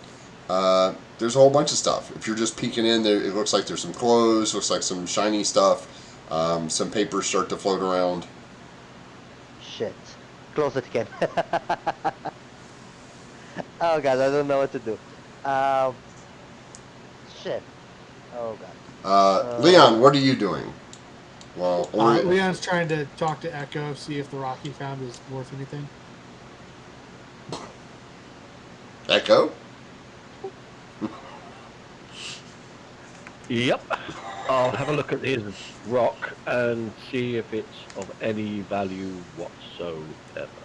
Nope, but it is shiny and pretty. I'll say it's shiny and it's pretty and it's worth whatever you want it to be worth. Assuming you can find somebody to buy it off you for that value. I have added shiny rock to my character sheet. Okay.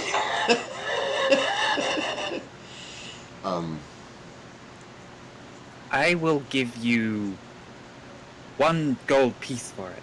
And then Dan looks up at Echo like, am I doing it right? I think I'll hold out for a better deal. It's about the size of a Reese's cup, to give you an idea of the appropriate size of the rock. Dan, you have made quite a friendship bracelet out of seaweed and appropriate debris. You've even managed to find one of the manta purses. You know what those look like? The manta. I happen to live in the part of the UK that's about as far from the ocean as you can get, so not much out on Hey, beach. if you think of a small a small rectangle like a pencil holder, one of those little pencil pouches, and they've got little curly things that come off the side of them. They're basically manta egg pouches kind of thing, but you managed to snap off a couple of the little curly pieces to help you form the edge there, and it looks really nice. It's nice and leafy, not as wet as it used to be about 10-15 minutes ago. So I mean, it's drying out fairly nicely. It's a nice sunny day. Okay, well then, Dan will have let it dry, and once it's dried out in the sun, we'll just finish off, close the loop, and then go to check on Orient and see if he's finished exploring the shipwreck. Yeah. Yeah, Orient will be back to the guy that said, Leon! Oh, Fortooth. What do you want me to call you from now on? Well, we can stick with Leon. Unless Yeah, we're Leon, I need your help. okay. What with? There are box inside there, and I need someone with me to pull it out. In the water. Yes. Okay. So I will look to Leon. So don't worry, I will tie a rope between me and you, so you won't drown no matter what happens. But can you swim? Of course I can swim. Can I incite him? Yeah. Can I incite Leon? Sure. Yeah, he can swim. Okay, so I'm gonna tie it. I will give Leon a rope, and tie the end of the rope with me, between me and him. Okay. Echo, you see the three of your companions. You see Orient talking to. You can hear him say, "I won't let you drown, I promise." And you see him tying a rope around Leon's waist, and the two of them look like they're heading back into the water, under Dan's supervision. Can somebody explain to me what precisely you lot think you're doing? I am already in the water, pulling Leon in. Leon's pulling back a little bit, but still walking forward. Orient said that he found something, a box, but it's really heavy, and so he needs help bringing it out. And so Leon's going to help him. Why didn't Orient just tie the rope around the box and they pull it up from the shore? Because you don't have that much rope.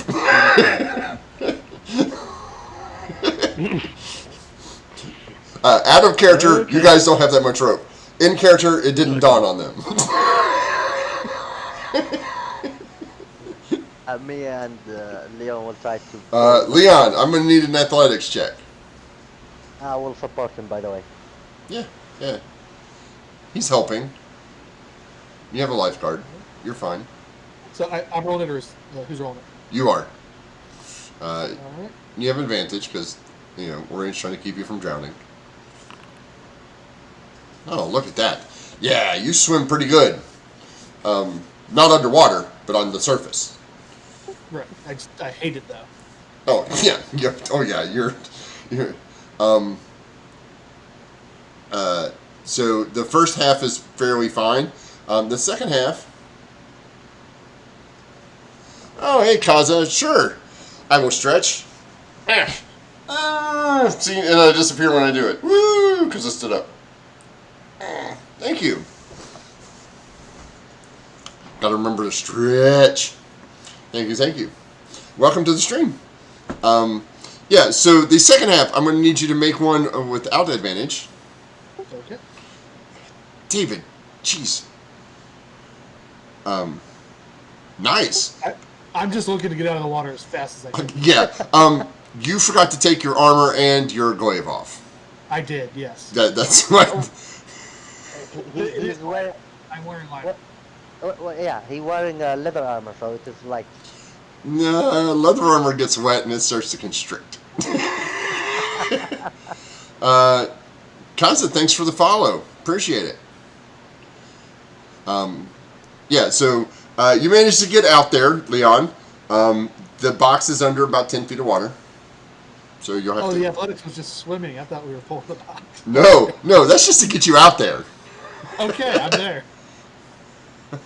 Thank you. Oh, thanks, Kaz. So yeah, no. Now you guys are Orient is underwater. He's been underwater. He swims faster underwater.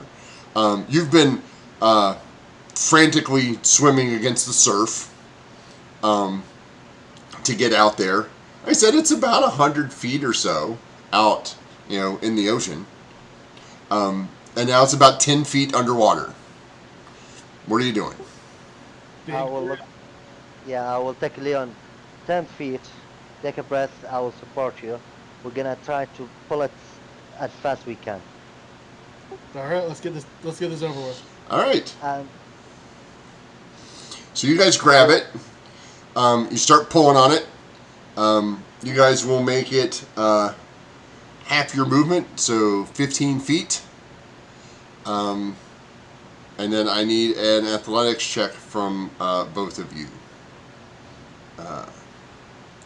Leon, this one is at disadvantage. Oof. ooh,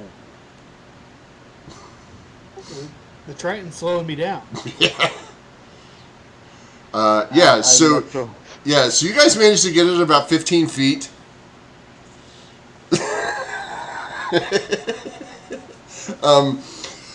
It's like the fish guy just doesn't know how to pull and swim at the same time, Leon. Yeah, weird. Hey, I'm trying my best, man. There are a lot of things in my mind. I'll take you guys pulled it in about another 30 feet, and then I'll need another check, please. Still disadvantage for me. Oh God. Oh God. Oh God. Yes. Hydrate. Thank you. It's almost like somebody filled this chest with water. Yes. Hey, it's been in the water like for 2 weeks. It should be full of water normally. Yeah, I was just saying. I'm yelling all this underwater. You probably can't understand. Leon, you're going to need to come up for a breath. And Leo drops the chest and goes up for breath. Oh God. So Orient, now this thing's sitting on the ground again because you can't hold it. Like Yeah, giving. you guys are pulling on either side of this chest, right? So it's like he drops his side, climbs back up. All right, one more check. Leon, you are back at regular. Okay. Oh, Nice. I'm sick of being in this water. yes. So you guys get it to here. When the tokens update. You guys get it to right about there. Dan, you can now see them in the water. Thanks for the hydration, by the way, Kaz. Okay, Dan is gonna like see that they're almost getting it there and like rush out to help them and like massively overestimate like how deep the water is going to get and get like bowled over by a wave and have to like try to start swimming to get close enough to try to help. Okay, so I need an athletics check for Dan. Oh god. Okay, so you manage to not drown as the wave hits you. Because you just go running out, and as soon as you go, you get about chest deep, and this wave just kind of pulls you over, then you get back out onto the sand dune. Echo. Dan has darted into the water and almost died. And you see him kind of crawl out, a little worse for wear, onto the sand dune. What are you doing? Are you still watching from a safe distance? Who, me? Yeah. God, yeah. I'm on the beach. I'm going absolutely nowhere near the water. And I'm preparing healing word for the first one that bobs in a serpent-looking balloon. Apart from Orient, of course. God. Might as well just get this ready. Yep. Like, Mom's like, the kids are outside playing. I'll go get the Band-Aids and the iodine. Yeah, pretty much that's exactly what I was thinking. Okay, so you guys, one more athletics check. Everybody gets advantage because Dan has got his staff out trying to help you. Like, puts it out so Leon or somebody can grab, one of you two can grab a hold of it and try to help pull. So you guys both have advantage. There you go. You too, Dan. Even though you're helping. Consistently better swimmer. So Leon doesn't pull this out of your hands. Okay. You're like, Dan sticks it out, Leon jerks it out of your hand, like, and you're like, no, that's not the way it's supposed to go the other way. You're supposed to come to me. So you guys managed to get this onto the dune, and then once Orion and Leon have the box like up on the shore, Yeah. Dan is going to try to like pole vault with his staff from this sandbar that he's sort of been stranded on to like just hop back to shore. Okay. Acrobatics this time, because this is not just a feat of strength. This is a dexterity kind of thing. Can Leon give him a push? You can now. Go ahead. Dan, roll again.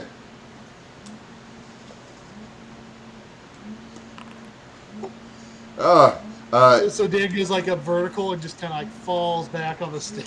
Yeah. So Dan runs, plants it, forgets that it's sand, and it sinks about 6 inches into the sand under. So he's not getting quite the trajectory. So he kind of wobbles a minute, almost perpendicular, and then starts to fall back. And as he falls back, Leon puts his hands out, catches him a little bit, and then just shoves him as Dan goes. He teeters back, and then Leon just catapults him back towards the shore. Dan, you still land in the water in the surf, but you're close enough to just kind of scramble up. Leon, do you want to open it here, or we open it in the shore here? Are the waves such that it would be a problem to open it here, or are we high enough up on the sandbar? No, the waves are like splashing. You're on land, technically. Okay. It's up to you. What do you think's in it? Do you want to? Yeah, just let's pull it more. Like we reached this place, so we reached this far. Let's complete it, and we'll pull it more. And this time, because we are near shore, I think it's not hard for us. So We're to the point where we're just walking like waist deep. Yeah, you're just in waist deep water. Yeah, so we'll wrestle on. Yeah, you guys muscle it onto the shore. I think here. Yeah, you guys are most definitely no, not there. No. Back here, where Leon is. Yeah, you guys are back here. Yeah. Dan. Leon will leave Orient to the chest and just come over here and attempt to take his armor off to get it to start drying. Yes, it's starting to get a little constricting. But I'm not able to take my armor off, am I? Huh? The eyes, the armor of the eyes. Oh yeah, no. So this is Leon discovering for the first time that maybe he can't take his armor off. Yeah. Oh god. uh, I Yeah. will open the box. Oh, you're gonna open the box? Yeah, I am now not inside the water. Okay. You open a um, uh, waterlogged chest. Inside, as you're sitting there, it still has water in it because it seems to be fairly sealed, right? So as you open it up, the water that you let in is still in there. And you are going to, are you going to rummage through it, or are you just going to start pulling stuff out? Yeah, I will look what is inside the box. Oh, well, you see what I told you see, unless you start pulling stuff out. Yeah, then I'm gonna pull the stuff out. Okay, so you have See some what. papers that are floating around. You pull out probably about 10 loose pages. Oh, like it been like ruined. Well, they're not in great shape considering they're waterlogged now. Yeah, so I'm gonna try to put them aside and try to empty the box from water if I can. Yeah, you can tip it up and drain the water out and dump everything out into the sand. Yeah, yeah. But the paper I will put it in the rock. Like Okay. it is not windy, right? No, not particularly. It's a nice sunny day out. Yeah, yeah. So I'm gonna put the paper and the rock. Like any stuff, I'm gonna put it in the rock far. Like if this rock is very high from the water, so I'm gonna put it. Like I will remove the stuff inside the box and see what's inside and put it in the rock and like see what is inside it and like what they call it what's the contain of this box and Yeah. everything inside it. So inside your container, you have the 10 loose pages. Okay. You find a pouch with 10 gems in it. You find a logbook. Okay. You find um, a circlet, basically like a small tiara looking kind of thing, and another book, which is kind of waterlogged as well. The logbook, both of the logbook and the other book are waterlogged. Mm. And 10 logbook and okay, so 10 gems, logbook, and a book. A circlet and a pouch with 10 gems in it. Okay. And I will open the box that I found it before. That is like cigarettes, like the size of cigarette Oh, box. uh, it doesn't open. Oh,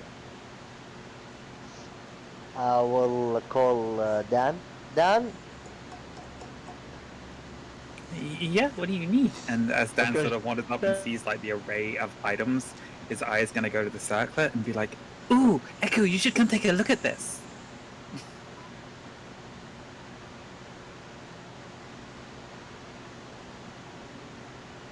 and yeah, the Oh, pouch that I found the key. What is inside it? What, the The pouch? captain. There's 3 Yeah, gold coins and a locket in the key. okay. I will open the locket. Can I open the locket? Yeah. Uh, What is inside it? there is an engraved picture of a beautiful elf woman. I will keep the locket with me. I will show it to guys, but before I want them to come.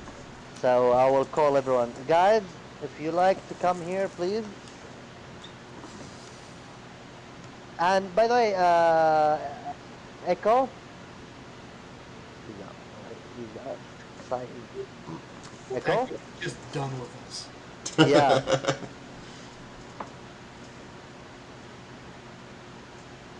Sorry, Echo. We don't hear you at all, say.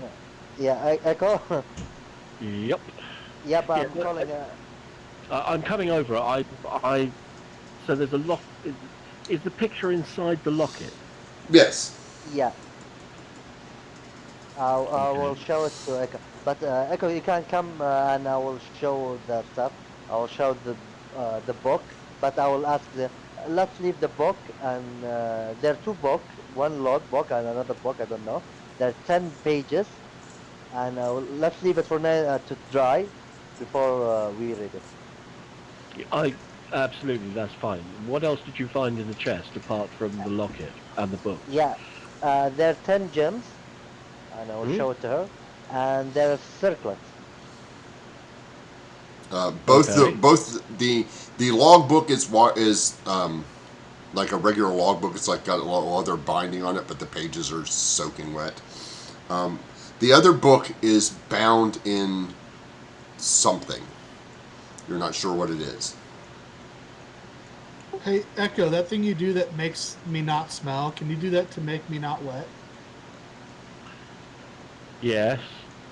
please? And I will spend the next few minutes casting enough prestidigitations to dry off everybody in the party. Okay. I'm gonna start wearing my chainmail. Can And you do the books too?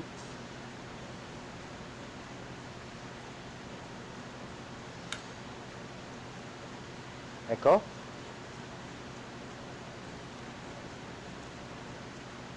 I'll happily look Okay. at the books. I mean, but I would suggest leaving them until they've dried out. It might make them easier to read. Can you press Yeah. the dictate and dry? I can You can certainly try. the after you do it the first time, you're like, yeah, it's not going to be as simple as that. Like, give me an Arcana check. Yeah. Here we go. Dan, you can give one too, if you'd like.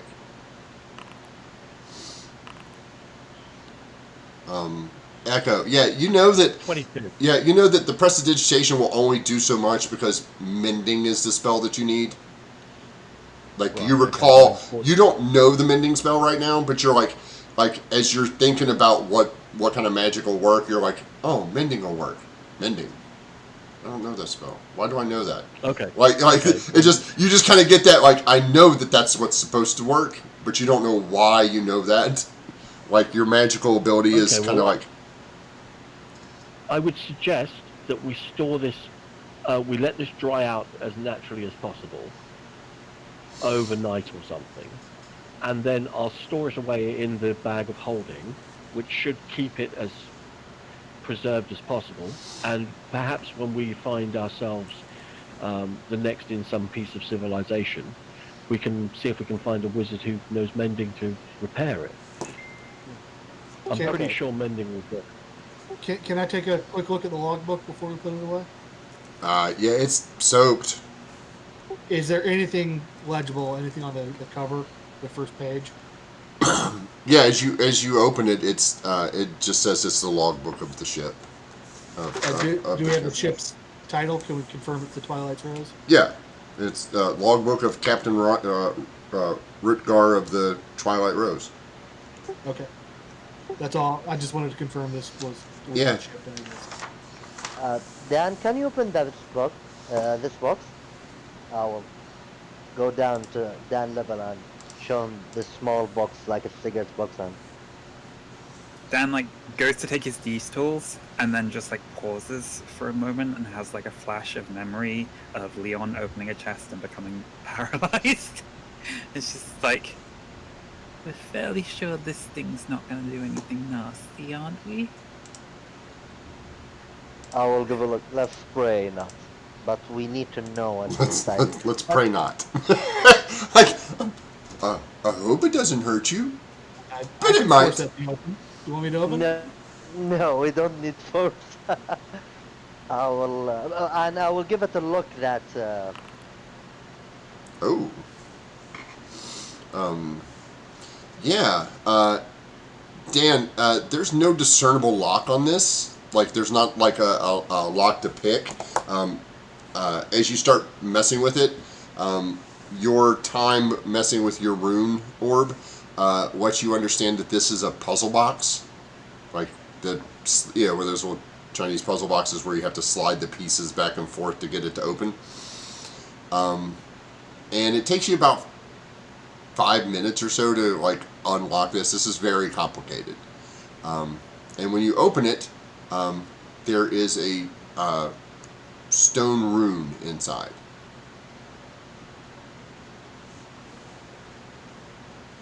Is this just a rune similar to the sort of runes on the rocks when we went to the sort of mountain guardians Yes. there? And because I've got Eyes of the Rune Keeper, do I know what rune it is? Yes. Let me make sure that I give you the right one. This would be.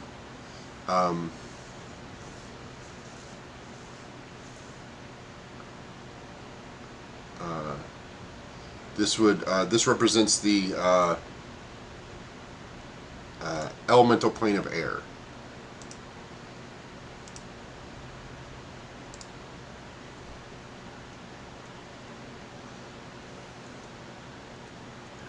It's a runestone.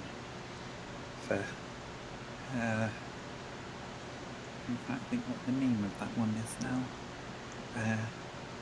It's sort of like how you're associated with water, Orient, Yeah. and Echo is kind of connected to the earth. This one would be for things that are connected to the air. I guess maybe this would be the sort of thing that would be handy to have on a sailing ship. You can use to harness the power of the winds to sail. So I agree. That would be. and Dan will like offer it out to Leon because like this was the ship Th- that he's left. Does that let you know if it's magical or not? No, I can read the writing. You can just read the writing, but you have no context. I have no context for if this is magical or not. Yeah. Okay. So Dan offers the box over to me.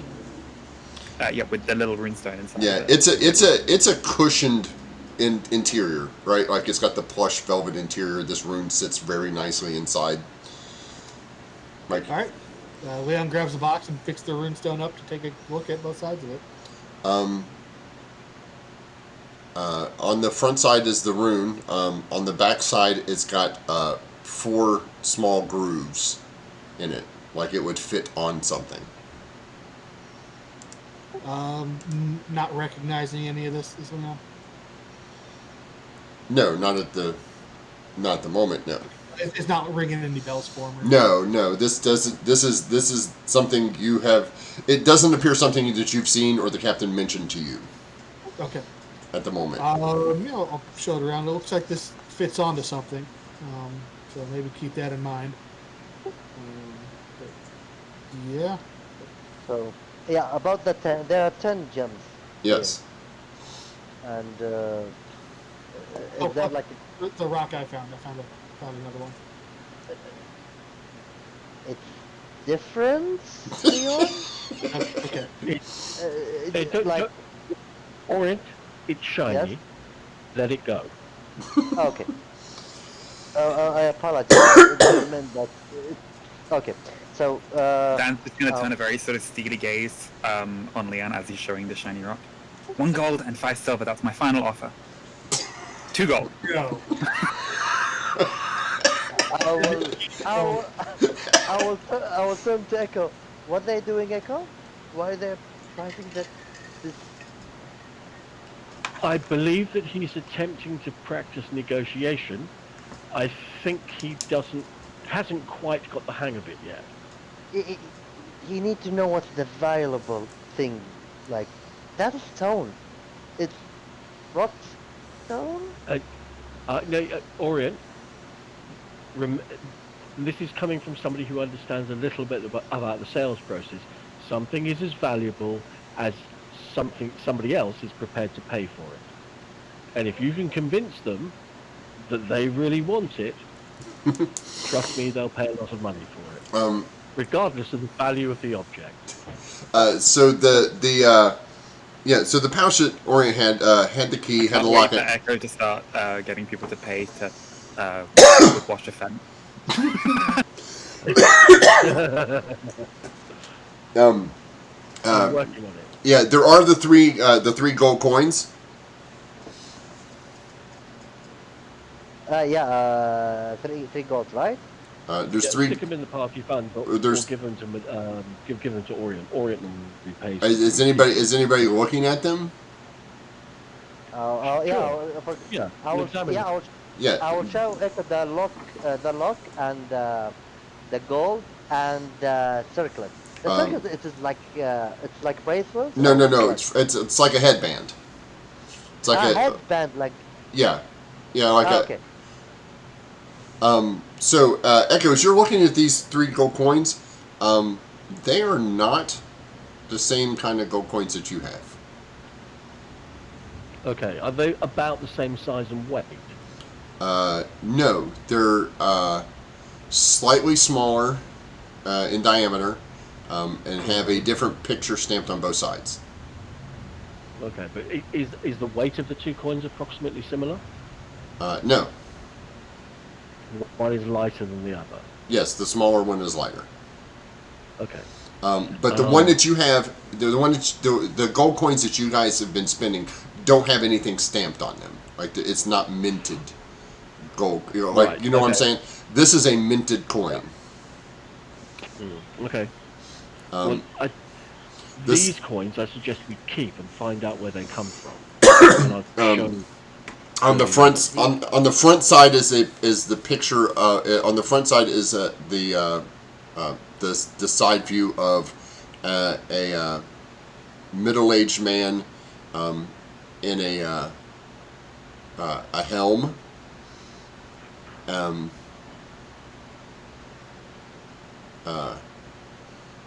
the name underneath. Dan, you could read it. It's in a language you don't recognize, except Dan can read everything, so if you show it to Dan, Dan will be able to tell you what it says. I understand the literal meaning of whatever text I come across. Yes. It says Lord Vicarion of the Empire.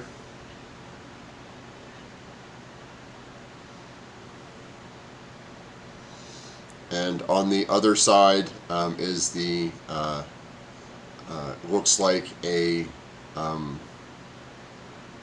his symbol was the sword and shield, right, David? I'm trying to think actually what that symbol of the Empire was. I would need to double check the primer because it's not immediately coming to me. But yeah. Whatever the Empire's. This is the Empire coin from the beginning.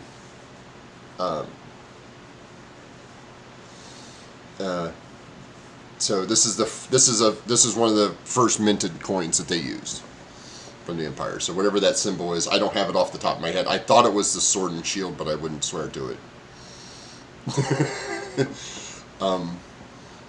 But that's what those three are. None of you recognize the name, but apparently, like, it's written underneath him. Like, it's his name. So Dan can tell you, well, that's his name. That's who that is. You guys don't know who. Let me bite it. Let me make sure it's real gold. Yeah, it's real gold. I will turn to Echo and give it to her. You can put it in the bag of holding. And I found this lock. I will intend to keep it. Yeah. I intend to keep it, just to make. If I found this female elf, if we might met her anytime in our trouble.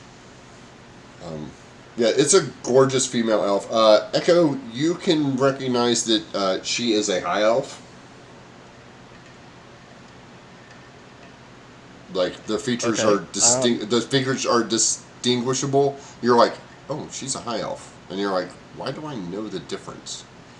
Like, and you start to get that feeling like, you know, more about elves. Right. Okay. Perhaps I've been in an elven community or lived amongst the elves for a period of time. Interesting. Do you wanna keep it? I- You might mate her. For the Mate time, her. well, for the time being, I think what I'm going to do is I'm going to put it into the bag of holding, so it's safe. Okay. I'm not going to. I'm not going to wear it. Not my style. But it will be useful to keep as a reference point. Okay. So is Leon holding on to the puzzle box in the wind room? Yes. Yeah, I all right, believe I'll so. head away. And I will give a last look. Like the box is empty now, right? Yeah, it appears to be. Can I give a last check before I leave it? Sure, give me an investigation check. Okay. As you're searching around, it does have a false bottom. Oh. I will remove the false bottom. Um, it has a false bottom, you can tell. But this is probably something that Dan should probably take care of because you tried to pull on it. Like it doesn't just pull right off. Like you're like, okay. like you're trying to just pull it off and it's not working. Dan, my friend, there. Can you look to this one? It is false. Um, Stan's like fiddling around with his thieves' tools, trying to like get this little hook to like latch in and try to grip it, and then just starts getting frustrated and is just trying to like pry it up with his claws. Leon sees him trying to pull it up, and I'll step over and take a rip at it. Oh God. okay, go ahead. Athletics, Strength. strength. Yeah.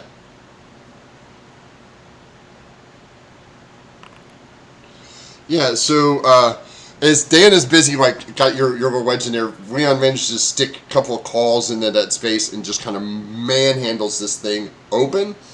And I I need... love the idea that he just like turns the box on its side and then just gives like 2 solid thumps on the side and it just drops. It does the Fonz thing where he just walks up and goes, you know, blows on his blows on his thing.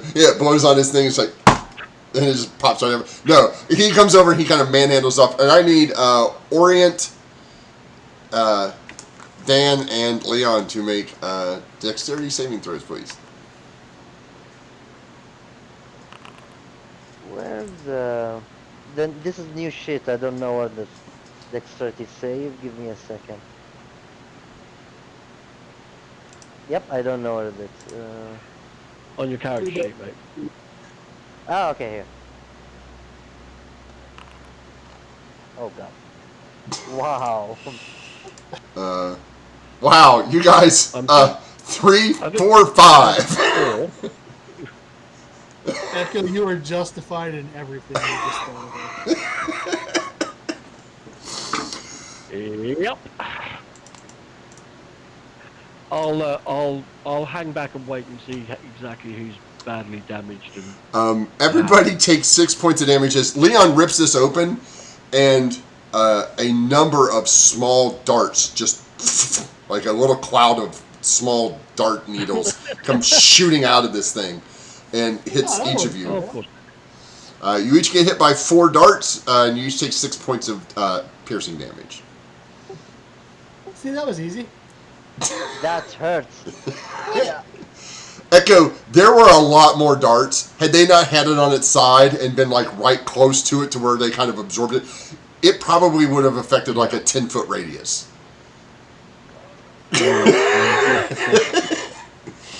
Ow. And I will look what Leon rip off, like what is inside itself. There's a dagger. Dan is like going, ow, ow, ow, like pulling darts out of himself, like hopping about doing a little bit of the chicken dance, and then like steps his foot directly down on a sea urchin.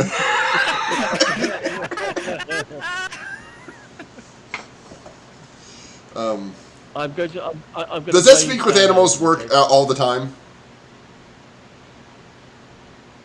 No, it's I can cast it whenever, will, but I do whenever. have to actually Yeah. like Oh, activate it. okay. So you step on the sea urchin. Orient, you hear? Ow! Get off me!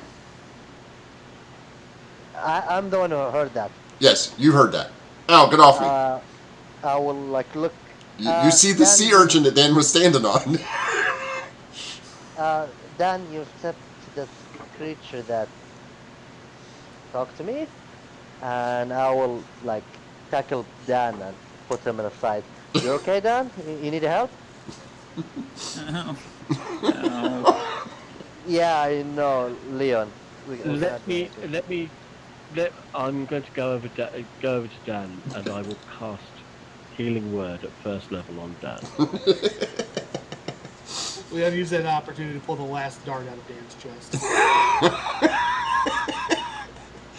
And not subtly either. He's like, here, let me get that.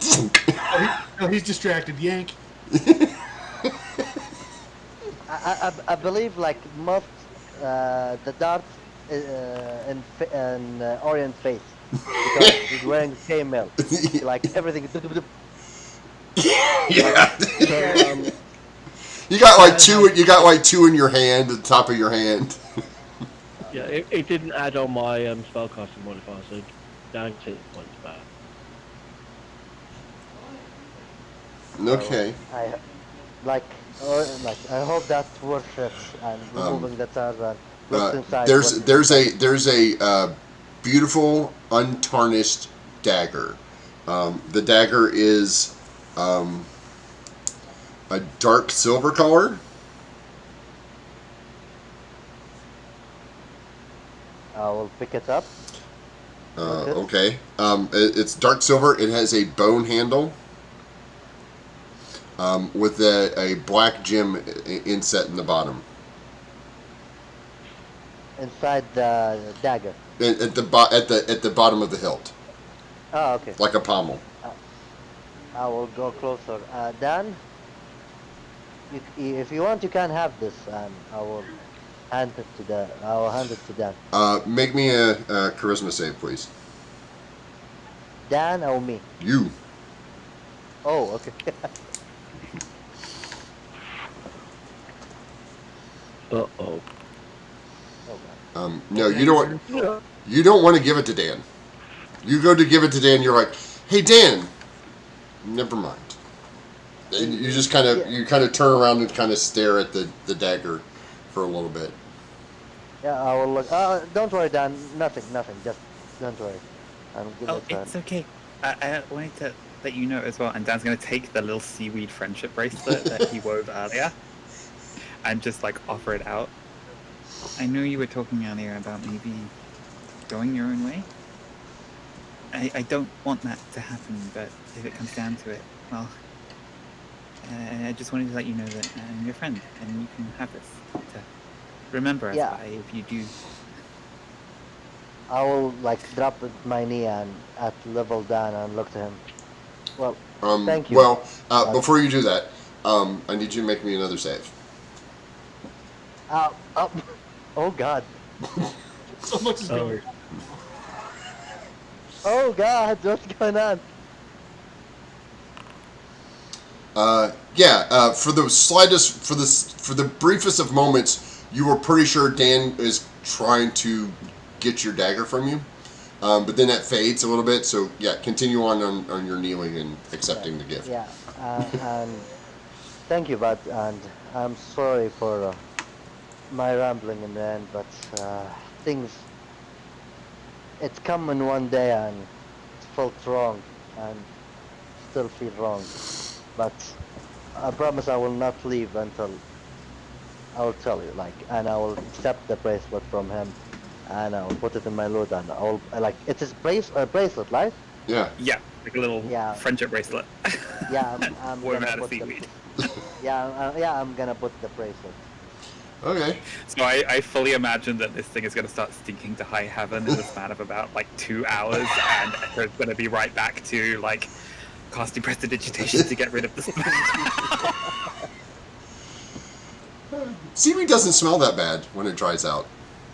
Yeah, It it's becomes just very dried up. brittle. But Becomes very it's brittle. that process of when it's been out of the seawater long enough that it starts stinking, and then it dries to that point where it's no longer that bad. Yeah, yeah. Oh yeah. There's definitely going to be a several-hour period where Ek is like, "What's that?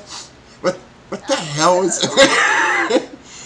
For Orient, I don't believe it is a problem because Orient I believe it. Orient loves the smell. Like Orient is like a seaweed bracelet. Like I haven't had one of these since I was a kid. It's just always Echo that If has you a remember, plus. Yep.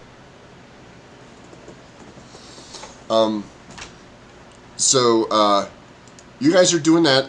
We're going to take a slightly longer break right now.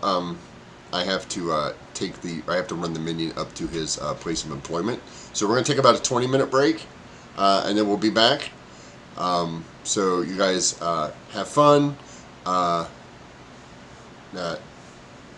Yeah, Cass. Prestidigitate your way. Yeah, you can totally prestidigitate that, but you can only do it for so long before you're just like, oh, okay.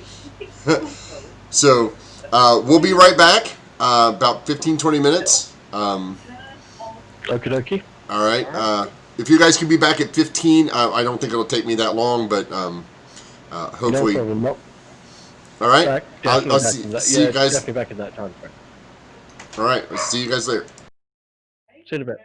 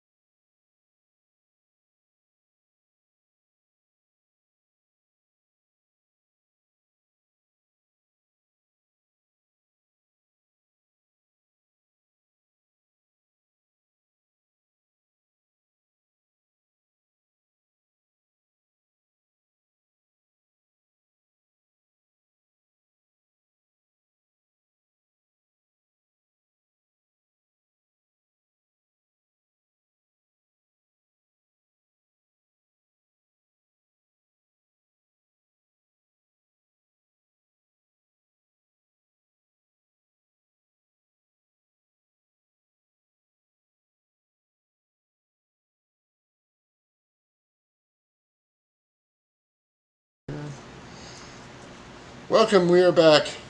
Thank you for holding out and staying here with us. A few announcements. One, if you hear some chomping in the background, that is my dog chewing on carrots. She got spayed on Saturday, so she's been acting a. Can't hear anybody. She's been acting a fool. Oh, posture check. I just got back. You're making me check my posture already? Like I just sat down. Come on, Kaz. Jeez, man. Yeah, if you hear crunching in the background, it's my puppers, Miss Daisy, chewing on baby carrot sticks, and making a mess on my bed. So, other announcements. We are gonna give away some dice. I will announce the winners of those next week, and then yeah, it looks like we're making good headway on the karaoke stream. It looks like David contributed another 4,000 points, and Kaz contributed some points. So yeah, keep those channel points coming in, and you can get me to karaoke live. So I make no guarantees, but oh, sorry, you're a little loud there in the background. Oh, there you go. All right, so we have Orient coveting his dagger.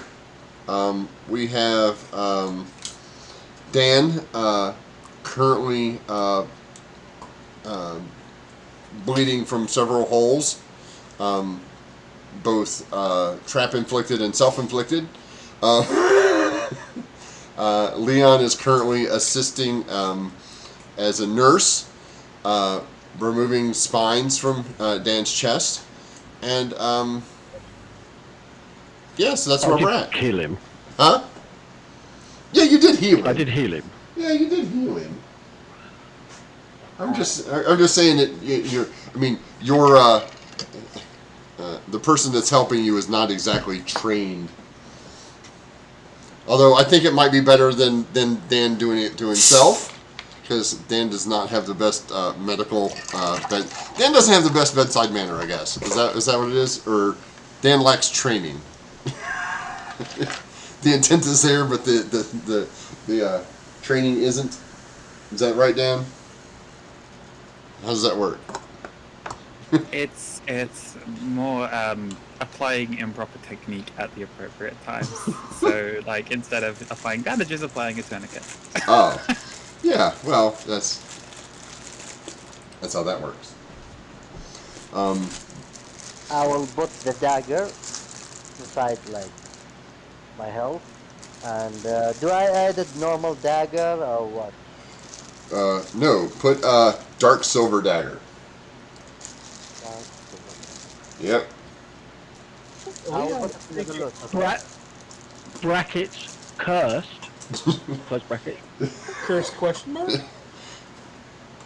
Cursed question mark is good. No, but Leon's thinking if there was one false bottom in that chest, maybe there's a second false bottom in that chest. Leon's going to take a closer look for a second false bottom. Okay, go ahead. But I I'm assume far away. I was going to say, I assume I have time to step back. Yes. Leon, there is not another false bottom. But I'm 100% sure that there was not. Yes, you're 100% sure that there was not another. Next time. Just keep in mind, there's one false bottom, there could be two. Yeah. Oh, no, absolutely. Like, the scientific method totally works for you, Leon. It has yet to fail you. While you're investigating that, you do notice that Orient does have the captain's cutlass. So that kind of pings to me that I kind of recognize that. Yeah. You like you're busy investigating this, and you're like, well, there's no false. Hey, like it wasn't. You know, it wasn't in the box. Like it was something Orient had with him, like he kind of like had to throw it over his shoulder, and nobody's paid any attention because you're busy, messing with the box and stuff. And now you kind of notice that that's the captain's cutlass. Hey, Ori, can I take a look at that blade for a second? The blade? Oh, The No, the the cutlass. the cutlass and the scabbard that you found on the captain that you brought with you. oh, yeah. I'll give it to him. Mm-hmm. All right, yeah, Leon, I'll take a just kind of turn it over in your hands a couple times, kind of doing my best to remember what I can about it. Are you pulling it out of the scabbard? Yeah, I will do that as part of. Yeah. So you pull it out, and it is a finely engraved cutlass. This is some supreme craftsmanship. It's got the filigree up the side, and it has a on one side it's got this nice scroll work, and on the other side, like if you were holding it, the side that would be facing out to the right, because your captain's right-handed. The side facing out to the right is looks like a blue dragon, like the blued steel, right? And it's a blue dragon breathing a bolt that comes up to the curve, the point of the cutlass. Orion, I guess if you would like to use this, I won't stand in your way, but if you don't have a use for it, I'd like to hold on to it. Of course, you can hold it. Sure you don't want to use it? Might be a little better than your longsword. I will take a look. Sorry, it is like because I have the alarm longsword, so I will give it a look. What Leon have. It's a cutlass. It would be the equivalent of a short sword, or Short sword. short sword or scimitar. It's more like a scimitar. It's basically a cross between a saber and a scimitar. Yeah. It's sort of halfway between a saber and a scimitar. Yes, probably scimitar. Yeah. And they usually have a basket Yeah. handle to cover the hand. Yeah, this one has like I said, this one is nice. Like it's all silvered and like the anything that's not the edge is blued. With that blue and the nice silver filigree on it. So yes, it's very expensive. Like this is an heirloom kind of thing. No, I will leave it with Leon. I will tell him. You can't keep it, Leon. I don't believe I'm gonna use it for a fight. But Okay. you might find something. Because you said this ship. I think you worked in this ship before we lost our memory. I think So yeah, so it might people saw this sword. Maybe someone will figure out when he sees sword with you, and you have. Well, I was going to say, What I think each of us was on that boat for a different reason. I think we washed up together because we were on the boat all at the same time when the ship was wrecked. But I think individually, it seems we were on the boat for our own individual reasons before we found ourselves on the shore. But as I said, because I believe Leon worked in the ship, and this is the captain, so I believe it is appropriate to be with Leon. yeah, no, I'll attach it to my hip and I'll carry it. Okay. No, that's all good. I mean, I don't want it, so. Like I will look, I only like I will keep just, I will have this. Just I will not say the dagger. I will say just I will keep the hide it, put it beside. Make a sleight of hand check to see if you can put that dagger away without anybody else noticing, since everybody is looking at everybody else while you guys are going through the loot. No, I'm not like hiding it. Like just I will put it. Oh, No, well, you no, guys like see a- him put a dagger away that looks pretty, like the dagger that was in the.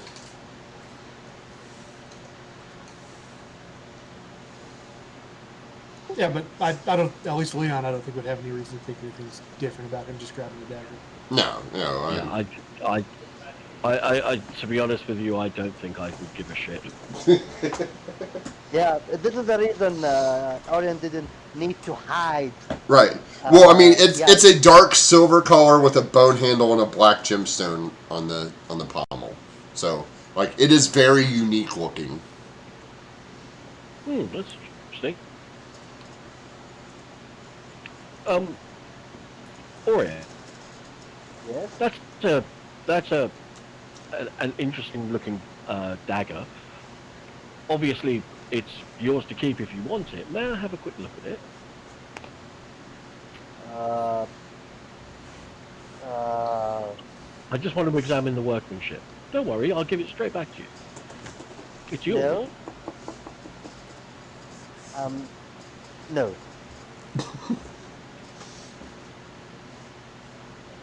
Right. Are you sure? Yeah, why? It's a dagger with an interesting look, but I don't believe you need any reason to look at. Okay. You need to be making a wisdom saving throw with a DC of. What's my spell? Okay, so you're gonna charm him to get. Yeah, this is gonna go well.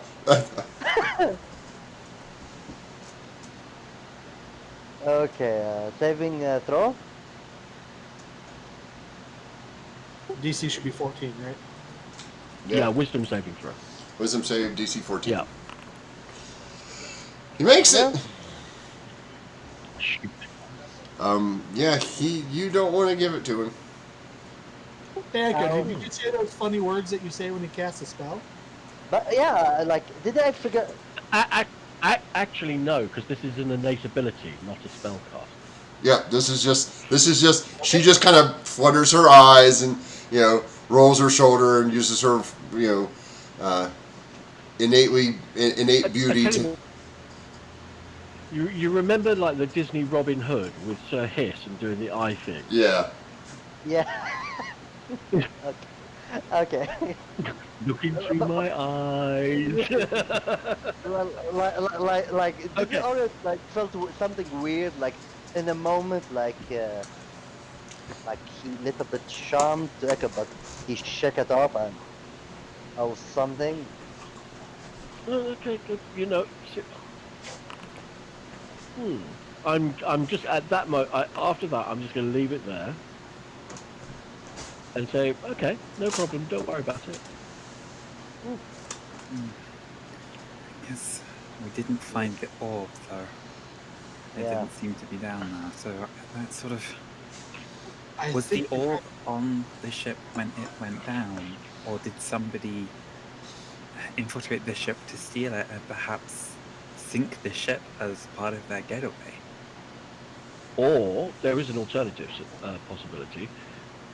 Orion hid the stone before he got on the ship. You believe that? That I had it on? No, no. I'm just putting it out there as a possibility. Yeah. You killed the high priest. You grabbed the stone. Then you were on a boat.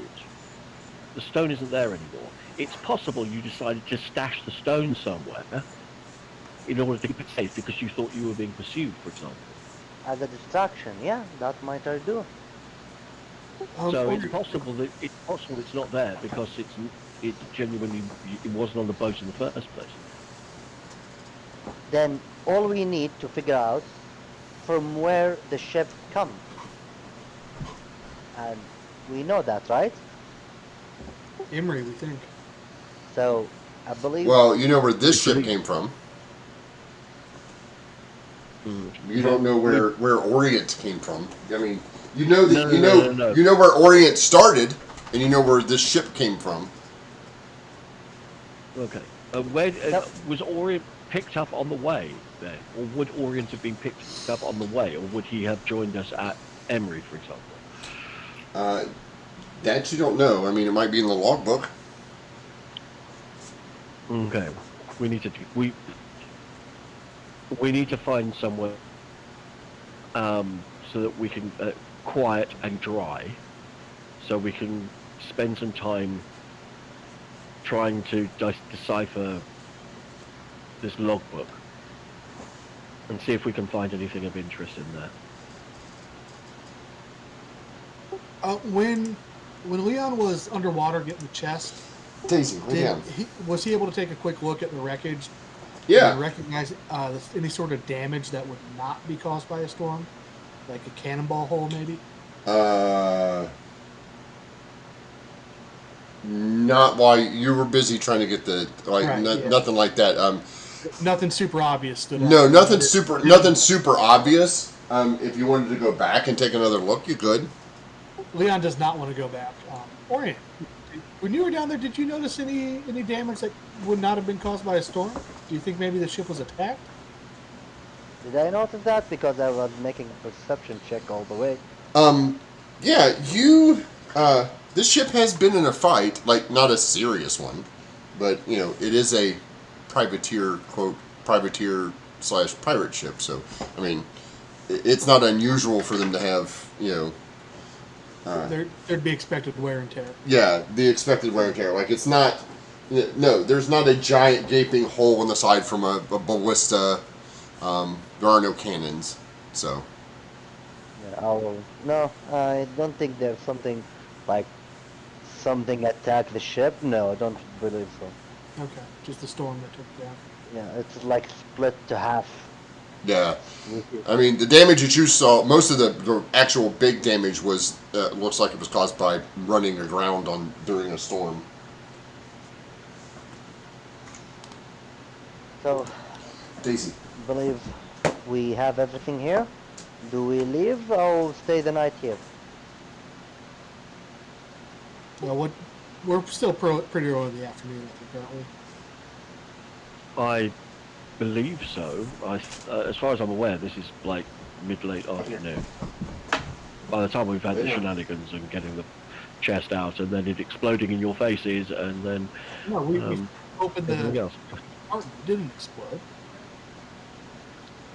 The puncture marks by the spikes suggest otherwise. Cost of doing business. We got the second area open. It's fine. But yeah, I think if we have a couple hours of daylight left, we can press on, make up some ground. yeah, you guys you guys have spent about 2 hours here. Let's head on. So it's about 2 o'clock. And yeah, as we walk off, I'll ask Echo. Remind me when we found that big rock and the earth one that had runes on it too, right? And you opened it with something. Did it look anything like the grooves on the back of this wind rune? Could this wind rune, could this be a key like that was?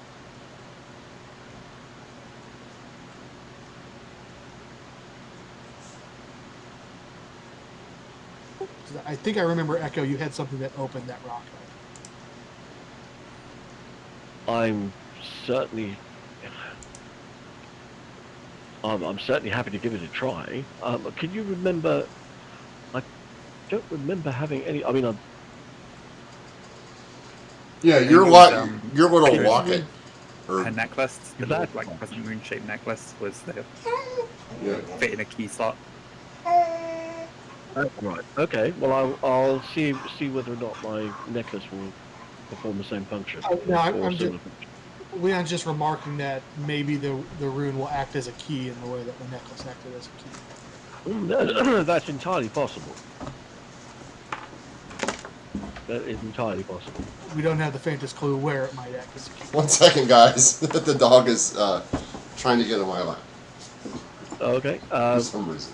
Give me 1 second. I mean, I think Daisy, come on.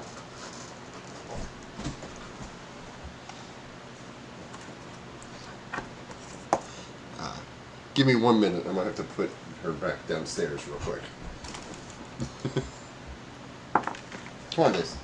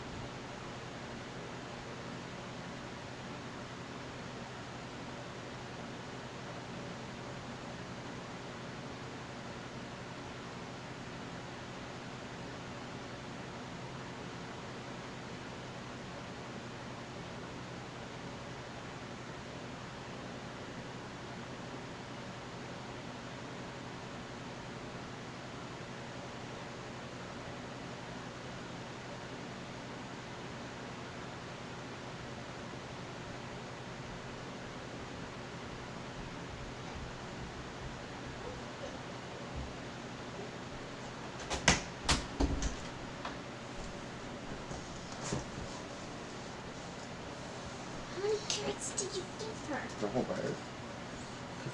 Where did you get the bag? From the car. Yeah. All right, I'm back. Sorry about that. So you guys are heading on to Mayor Carl's. I believe that's the next stop on the way to Emory. Yes. Okay. You will then pass through Stillwater again.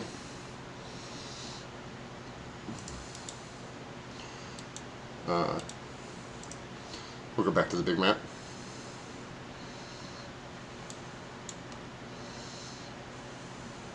So you guys make your way through Stillwater and make your way. Are you going all the way to Mayor Carl's today?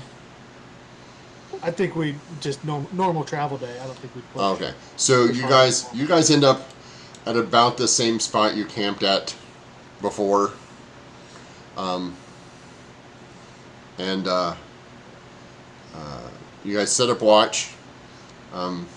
That night, Orient, Yeah. you wake up.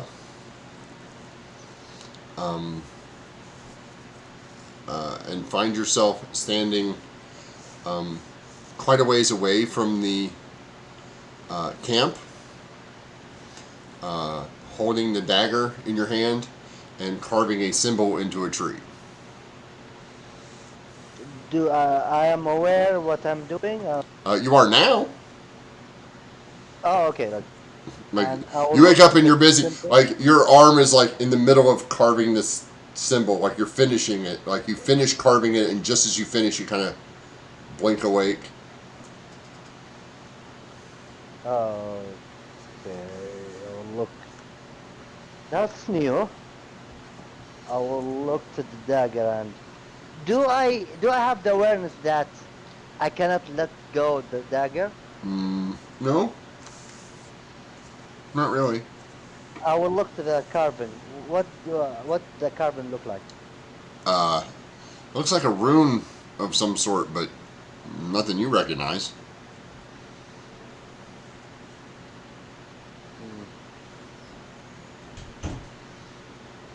I will try to memorize the rune and can I take like if it is a tree, like can I carve the tree and bring out the rune itself? I mean, with your longsword, or if you went and got a, you know, a hatchet of some sort, or maybe. I mean, you could use your longsword, but it'll take a while. I mean, I it's believe a I'm fairly gonna- big tree. Oh, okay. The carving is big. The carving's pretty big. Yeah. Oh, I mean, it's probably a foot by a foot. Like, I mean, it's it's a nice size. It's a nice size. You're only about 300 yards or so. You're only about 500 or 600 feet away from camp. Like, you can still see the campfire, but you're off from it. okay. I'm confused. I'm looking. Uh, That's weird. I will put the dagger and go back. And who's like, who that time? Who was like Leon. the watch? I will walk up to Leon Did I and see say, him leave earlier? Huh? Would I have seen him leave earlier? No, you did not. Oh, back from bathroom break. I assume you got out here quiet. "You didn't see me waking up. I'm moving, right?" No, you were very quiet. Okay. I will just okay. Just don't worry about it, and I will put the dagger away and continue my sleeping. Okay. Oh God, I feel Okay. You guys wake up. Orient, you're a little. Um, you're not quite as rested as you'd like to be. Apparently, because you had a little jaunt out into the woods. But other than that, you're fine. You're a little more hungry than you usually are. But do I mark the ration? Mark a ration and a half. Okay. Like how many? Like I have now 30 days. You know what? Just mark off 2. We'll do it that way. We'll make it easy. Okay. Mark off 2. Alright, so are you marking for all of us, or are we marking our own individuals? Yeah, for all of us. Yeah. Oh, for all of you. So you mark 2 for you and 1 for everybody else. Okay. It's like 5. Okay. You guys see Orient, like, he finishes his normal meal and then starts in on another one. You're a growing boy over there, it seems. Yeah, a little bit hungry.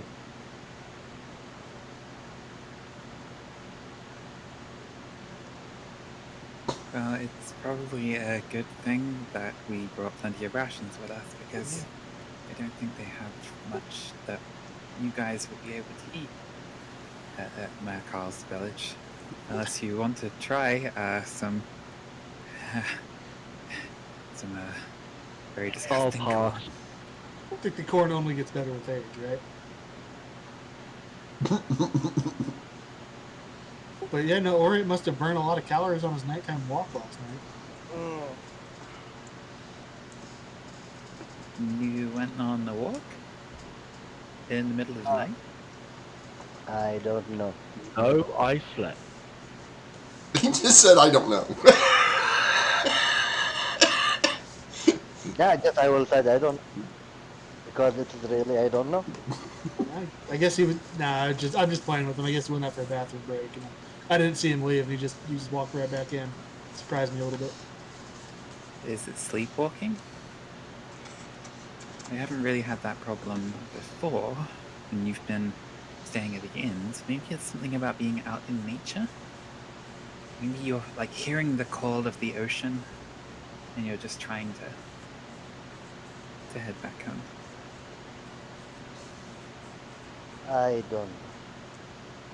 Like, I don't know. It's okay. We'll make sure to keep an extra careful eye on you when we're keeping watch, so that if you do wander off, you won't go too far, and we can always bring you back. Thank you. So you guys make it to Mayor Carl's right before lunchtime. Mayor Carl is, as you get to the village, the first person that you see is Bork, who is standing next to what looks like to be, on the path, a hastily made fence with a gate. But the fence only crosses the path. It doesn't extend any further than the actual path. So it's like there's a section of fence that's probably like 3 feet. There's a lopsided gate attached to that section, and then there's another section of like 5 feet of gate, 5 feet of fence, and that's it. And he's proudly standing behind the fence, and he has one of his spears, and he's just standing there, and he smiles. And he's like. And just waves at you like, hey. Leon, who is now walking 63 feet in front of everybody, is supposed to be. Hey, Bork, how are you doing? Halt! Leon just playfully puts his hands up and freezes. Dan's gonna like wander up, just like leading Morris along with him, and just sort of call out in Goblin to Bork, going like, "Oh, that was really good. Has Carl been teaching you common?" He looks at his hand, he looks at his hand, looks at Leon, looks at his hand, looks at Leon, and he looks at Dan and goes, halt! You're doing a very good job with the enunciation. It's very, very intimidating. You're doing an excellent job guarding, but we're just here to check in and see how you guys are doing. We're just passing through. In common, he's like, I'm just supposed to tell you to halt. I don't know what else. Okay, come on then. And he makes, like, he opens the gate and lets you guys come through. He's still watching Leon, waiting for Leon to move. All right, yeah, Leon, we'll walk through the gate. Oh, I'm glad you. And he says in Goblin, but you can't understand. He's like, I'm glad you're okay. He kind of pats you on the shoulder. I give him a hair tussle. Further I'm down, avoiding the goblins as much. Gort tells each of you, he even says to Morris, halt! Like everybody that comes through, he goes, halt! And then lets you through. He's halfway there. He's learning. Like he's a new recruit, right? As you get in, you see Gort is sitting in the tree, and he's like, people, people, people, people, people, and he just keeps yelling that at various degrees of loudness and weirdness. And you suddenly hear Carl like, it's okay, he's they're with us, remember? They're with people, Gort, enough, shush, before you fall, again. He waves at Dan, he's like, hey Dan, how's it going? Things are going pretty well for us. There have been some recent developments, and so we're heading through to Emery, and we figured since we were heading that way, we could stop by here. Oh, awesome. You came for the moonshine and the corn. I know. It's okay. You can admit it. Actually, I just wanted to check and see if Farmer Green Pants had shown back up again yet. Oh, about that. He did come back, noticed that his house had burned down, said, screw these goblins, screw this farm, I'm going back to my sister's. And then he left. Oh, that's not quite so good. Oh. But he did. You guys are going to be okay, right? You know how to... You know how to sow seeds for the fresh season? How to harvest a crop once it's come in? No. We just pick corn and weeds. And make moonshine. We figured out the whole moonshine thing. That's easy. What else do you need? As you go over, as he points over to the still, it is now like 3 times larger than it was when you left last time. It looks like they've literally cannibalized everything that they didn't need for shelter and added it to the still. Leon will go over and I'll top off my bottle. Yeah. Oh, this is much clearer. You can almost see through it this time. Well, then I'll get a new bottle. I won't mix it with the old stuff.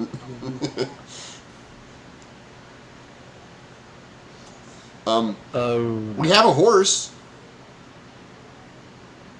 We're trying to decide. Bork thinks we should eat it. Gort thinks we should cut it in half and try to plant more of it and grow more. I'm not sure. Can you grow horses like that? No. Animals don't work that way. No. You need to keep the horse, and this here, and I'm gonna like stroke. This is a mule it's kind of like a horse. A meal. But, mule. You don't. Meal. Don't.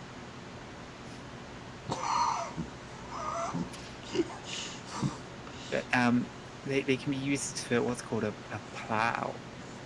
I know. It's the thing that goes in the dirt that makes the holes, right? Yeah. Yeah. So you do that, and then you plant the seeds in the ground, and then you tend that by watering it and making sure that you pick any weeds that grow up. Yeah. We're good at weed. We're good weed picking. You'll have a fresh batch of corn for next year that will last you, so you can make more moonshine. Oh, that seems kind of complicated. You want to stick around and help? I mean, you can't be mayor, but you can be Farmer Dan. No. It's I have to go to.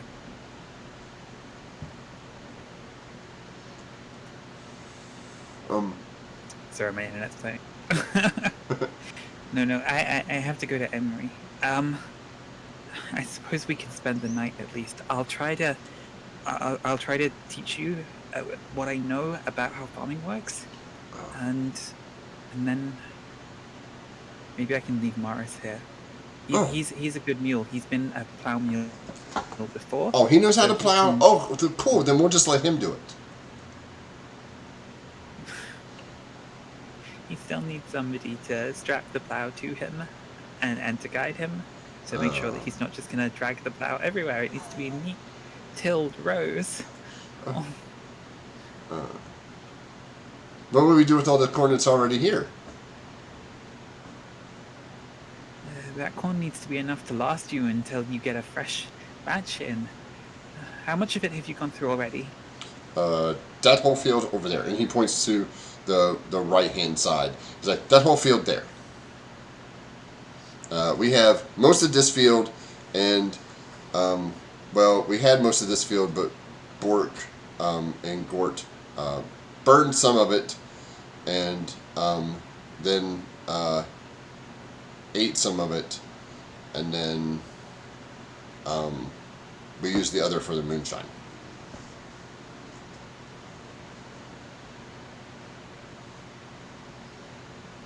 And Dan is just like completely overwhelmed by this situation, and just like takes a moment to walk away and go and just sit defeated under the tree in the center of the village. Just has Morris like along by the sort of leash, and so just got this mule just chewing up like grass and little bits of buttercups, and he's just gently stroking himself like, oh, they really don't know what they're doing.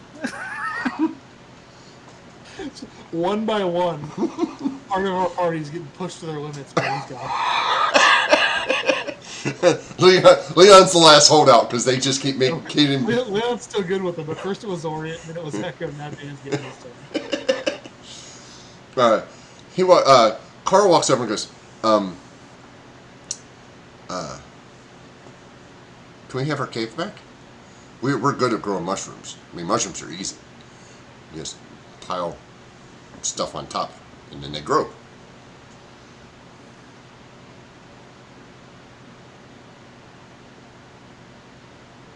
That's easy. He's talking about a compost. Well, yeah, but that's how goblin. That's how. Yeah, no, but the only thing that grows out of compost heaps are mushrooms. Well, that's Nothing else grows out of compost heaps. Yeah. That's why you're in charge, right? And he looks right at him. After Echo says, "Only thing that grows out of compost heaps are mushrooms," he's like, "Yeah." Like he gives you that no shit look, and looks at Danny and goes, "That's why you're in charge, right?" I'm going to clench my fist and take a very deep breath, and then I'm going to turn around and breathe out and walk away. You're going to breathe out and say, "Rooster." And I'm going to walk away before I do something lethal to this goblin. By the way, Orient is extremely far from like Everything. Or you're just standing on the opposite side of everybody, behind the burnout piece of building, going, "Just don't notice me. Just don't notice me. Just don't notice me." like it's not about not like if they come, I'm gonna blow them up. And he's sitting watching thinking about what happened that night and looking at his dagger. Mm-hmm. And Or you pull it out? Yeah, I pull it out too. Oh, it's nice and shiny. I bet you could probably do some real damage with this thing. Interesting. Like, it looks very. By the way, like when Orient memorized by something is not like no. It is like it's interesting to him. Yeah. But it doesn't show at the same time like. No. This is not like Gollum in the Ring. This is more of like, this is something that you really, this is like a prized possession of yours, and you're like, every time you look at it, you're like, yeah, this is cool. Like, it's kind of like that. Like if you got a vintage baseball card or a signed autograph of somebody, and you're like, yeah, this is mine. Yeah. No, I'm not Yeah, gonna. yeah, but yeah, he's just inside. That's what's set inside him. He will not ever show that front of anyone because Yeah. he's his way. Like, but he's like, I'm gonna keep this one. I'll not give it to anyone. Yeah. But there are moments. I don't know if that's okay. There are moments because to give it to Dan, and the same time I changed my mind. Yeah. Like do like You like don't want to get rid Dan, of this. This is yours. yeah, You do not want to get rid of it. yeah, yeah. So. And you're very cautious about people who want to look at it because you're afraid they're going to take it from you. You Oh. wanted to talk to Carl? Yeah, I asked Carl. Hi, Carl. Have you looked for a new cave? I mean, the old one's real far away, and there's bad guys there. A new But there might be cave? new caves around here.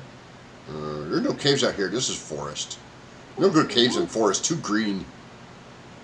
Okay, well, I guess have fun with your corn. What do you mean too green? It's green. Look, trees, bushes. Like, there's not enough How rocks. can anything be possibly too green? But there's not enough rocks. Seriously, Not nearly enough rocks. except possibly between your ears. He gives you this confused look for a second. He's like, I'm not surprised. I'm not surprised. You can grow mushrooms in the forest. It doesn't have to be in a cave. "What? Huh?" Yeah, go find a big tree, dig out some of its roots to create kind of a space under there, and you can start planting mushrooms just like you did in the cave. What? Really? Yeah, There's mushrooms in the trees? yeah, there's mushrooms in the trees. Oh. Find an My- Hey, he walks right up to you, Leon, and he kind of grabs the front of your shirt and kind of pulls you down towards him. He's like, "Show me." No, I think Leon stands straight up and he pulls himself up to Leon. Yeah. Yeah, Leon. Well, no, he grabs a hold of you to pull you down. You're like, you've been down, and then Leon he's like, "Show me." And Leon stands up, but he doesn't let go, so he pulls you, so he's like dangling. Show me. I mean, sure, we've been walking through the forest. We've seen mushrooms here. Oh, yeah, absolutely. You can, there's probably within, a quarter mile of here, you can find a thing of mushrooms and lichens and stuff. Just give me a nature roll. Leon turns to Echo and just I'm going out and trying mushrooms, and just takes off running, carrying Carl. I think Leon might actually be onto a really great solution here. Mushrooms grow mostly on like decaying plant matter, right? That's partly what they do, and decaying organic matter.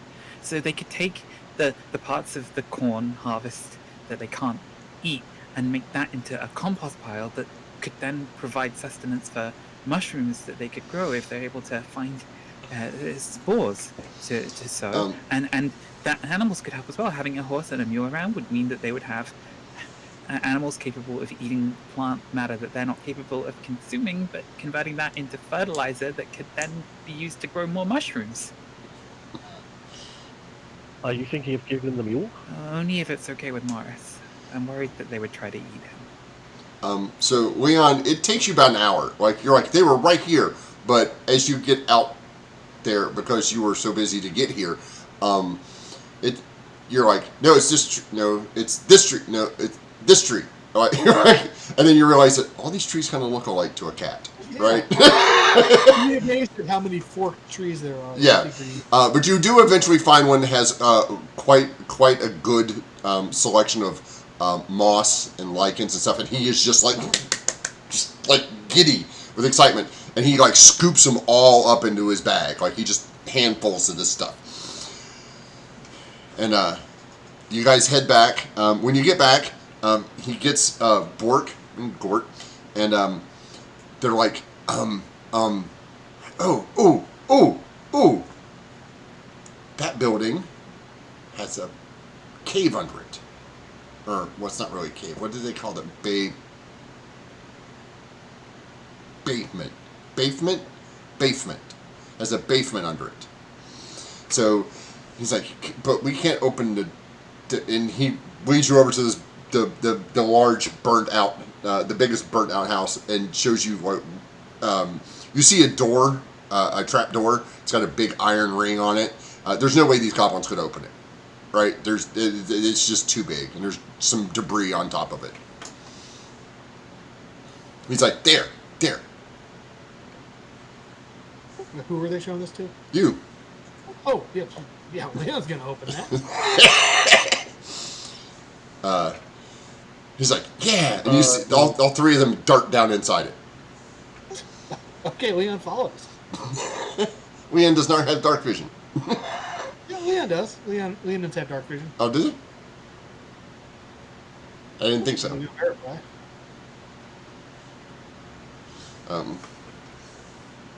I thought they were one of the cat people that don't. Nope, dark vision, you can see in dim light 60 feet. Oh, okay. So, yeah, you get down there. This is a really nice basement. There's stuff down here. Quite a bit of stuff. Okay. There's some chests and there's some boxes. I'm opening everything. Okay. This looks like the storage room for the town. Again, normal town supplies. Basically, there's about 1 or 2 of everything on the normal equipment for Player's Handbook. No kits or anything like that, but there's some rope. There's some traveling clothes. There's some wax. A bottle of ink, 1 quill. Just like various random stuff. And then there's a nice desk that appears to have some papers on it that Leon's probably uninterested in. I'll note that they're there. I'll glance at them. They look like ledgers. Like, That's boring. yeah. And then there is a small chest. Yeah. Is it locked? Oh yes, it's locked. Can I pull the lock off? You can try to smash it off with your glaive. Yeah. All right. Attack roll or athletics? Attack roll.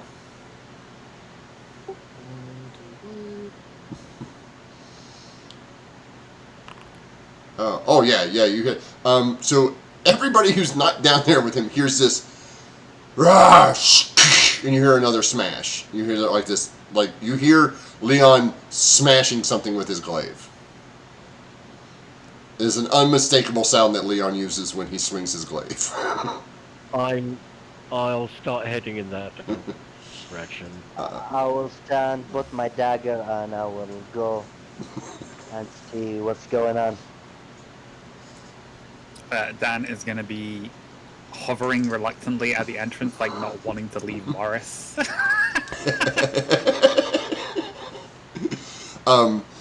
So yeah, you break it off, and part of the box. All right. Open it up and look inside. You open the box, and inside is a bunch of gold and silver and copper. Nice. There's also a scroll case and a book that is bound in reptile hide. Interesting. Hey, Carl, this is a bunch of boring stuff. I'm just going to go ahead and take this. Yes. And Carl's like, they're back in the back. Literally, you see Bork and Gort are taking a dump in the corner. Right, as goblins do. Oh. And, on top of the pile, like you see Carl throwing the mushrooms and lichen and stuff into the floor, and the three of them are basically defecating and urinating on the. Mushroom farm. Yeah, they're definitely starting a mushroom farm. Like, this is perfect. I will grab up that stuff and head out as I see them doing that. I think I'm done down here. So as you get to the bottom of the steps, Echo and Orient are coming down the steps. Leon, what's that smell? Don't ask. Don't look in that corner. Oh. It's you can't see it from the steps because it's like a room and then like an offset room. But I think I smell it. Oh yeah, you can totally smell it.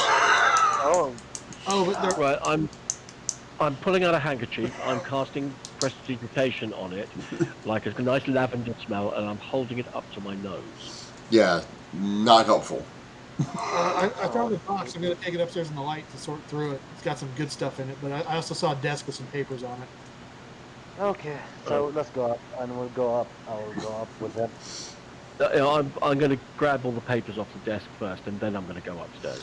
Okay.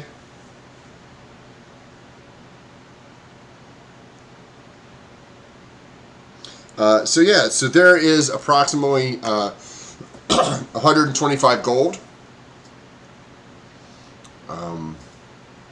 There is 52 silver and 286 copper.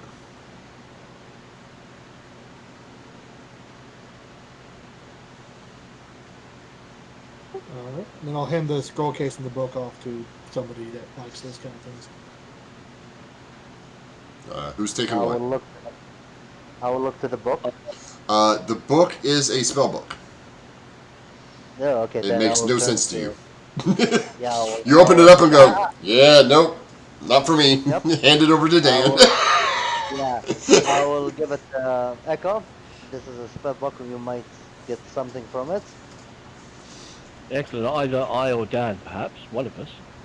Yeah. Hopefully. I think you can. Do I know that people can copy spells? No. Okay, so I will just. This is for your arcane ability, so Yeah. have it.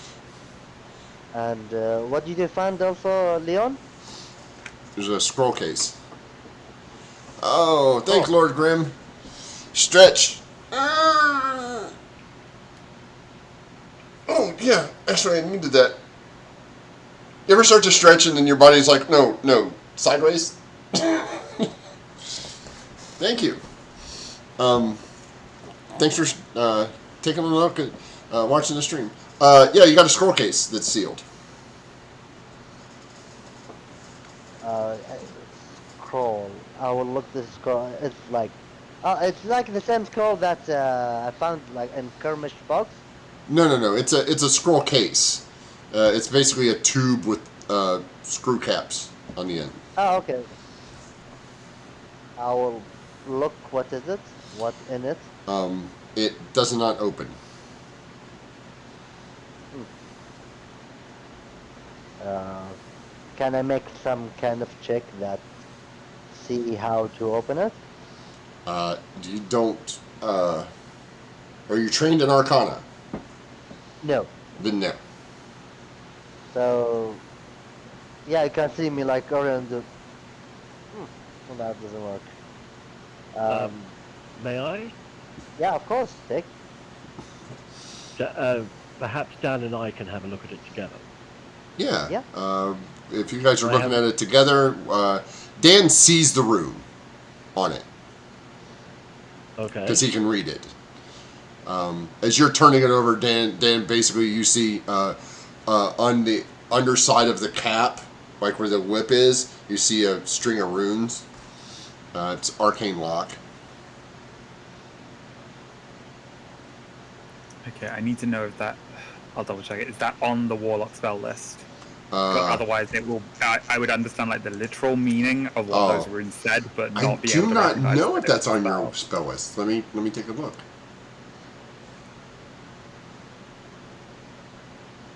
Hello. What is? Give me one moment. Nope, it's wizard only. Is it so wizard I only? Okay, yeah. So no, I would have the general impression of like it's a magical lock. some kind of spell that will keep it locked and contained.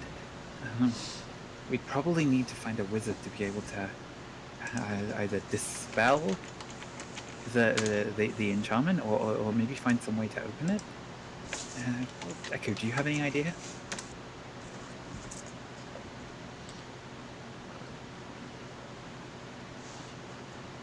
Because I'm pretty sure knock is on the bardic spell list. Yes. So. Knock is Um, knock is on there, and Yeah. you guys do have that scroll of dispel magic still. But I can't copy that down as yet. I'm not high enough level. No, but you I can can't- cast it off the scroll. I can cast off the scroll. Yeah. Well, Yeah. we'll keep that. We'll keep that in. We'll keep that in the bag of holding just in case it's needed. The knock spell. I can only know a certain number of spells, so Yeah, and that's not one you know. and that's not what I know. So I could replace what I know with that, but I can't see me doing that. No. So why don't you keep that, Dan? You can attempt. You can attempt to with arcane lock. You can attempt to. Well, actually, Echo, give me a Arcana check. Okay. You guys want me to just pull it open? Yeah, you're not sure how to get this open. Oh, a big 5. Yeah, big 5. Well, actually, Dan, you and Dan are both looking at it, so go ahead and roll that with advantage. Okay. I'm feeling generous. I appreciate that. Thank you. 6. Woo! Just saying, I could probably pull it open. Technically, Go for it. yeah, okay. So you hand it to him. Go ahead, Leon. Make a strength check. Strength check.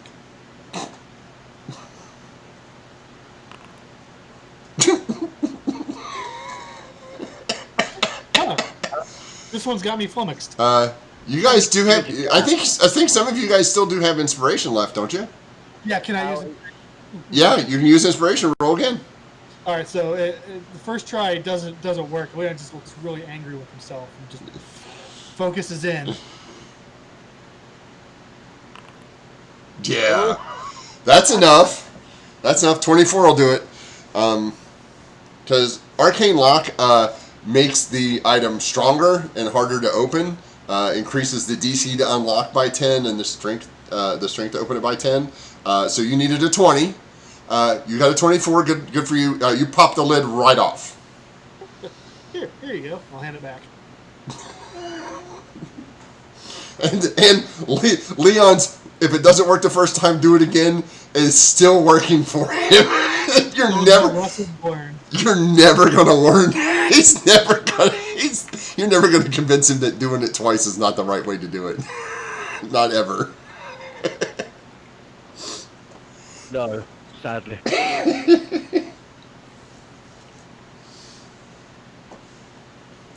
So who's dumping out the contents?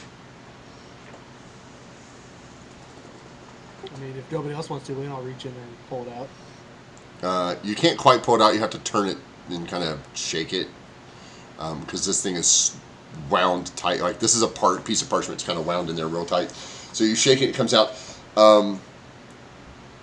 It is a very large piece of parchment. Like it's probably so the scroll case is about a little over a foot tall, not counting the end caps, and this thing is about a foot tall, and it's probably 4 feet long. This is boring. No, I'll Yeah. hand the board paper to one of the other people. I will take that paper. I will see what is in it. What languages do you read? Because Dan can see parts of it from here. Dan, this is looks like an oral history. It looks like not an oral history, but it looks like a history of some sort, written in Goblin and Giant. Yeah, I will just look. It's a gibberish for me, so. And yep, I cannot understand one thing, and I'll just. Who can read the stuff? Like I will show to the guys. Leon, can you read this one? No. Leon doesn't even hear the language. He just tells you no. Oh, okay, so Ian doesn't even look. He's like, no, as he's walking off to go get more moonshine. yeah, I will look down to Dan. Dan, you can read this one? Dan's gonna like take this sort of very oversized sheet of parchment, like fumble with it a bit, sort of like have to lay it spread out flat down on the ground, and it's just melt down over it, pouring over it. Oh, parts of this is Goblin. I can read those bits. The other bits might take a bit of time. And he's just like blinking his eyes. waiting for the sort of translation Yeah. effect to kick in. Yeah, it is a history of a small village, you could say. It starts at the creation of the village. It was created. It was founded by two friends, a stone giant and a goblin, and the two of them managed to find some more goblins and stuff, and started basically a little community in this area right outside the mountains. It seems like this history is probably. Give me a history check to see if your brain recalls. Investigation, Leon. Oh, from me? Yeah. Yeah, you can't quite date this. Leon, I think I'll burn inspiration and take another crack Okay. at that. Leon, you are sure there's a false bottom in this thing. You were going to get. I just can't find the trick of it. Yeah.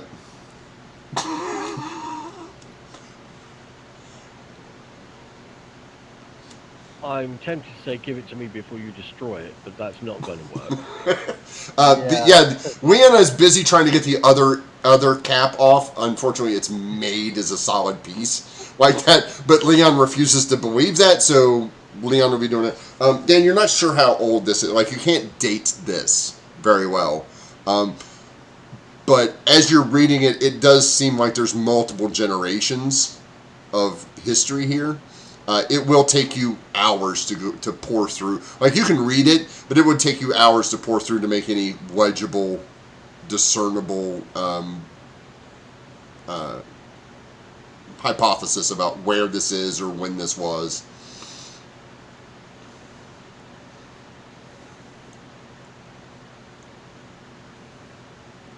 And it seems to be an account of how the village was formed. There was a goblin and a stone giant who became friends and founded this community together, attracting more goblins to the area. I guess a lot of time must have passed. Looks like a lot of generations. It's a bit rambling. There is one word that stands out that's capitalized a couple of times. Let me put it in the chat for you.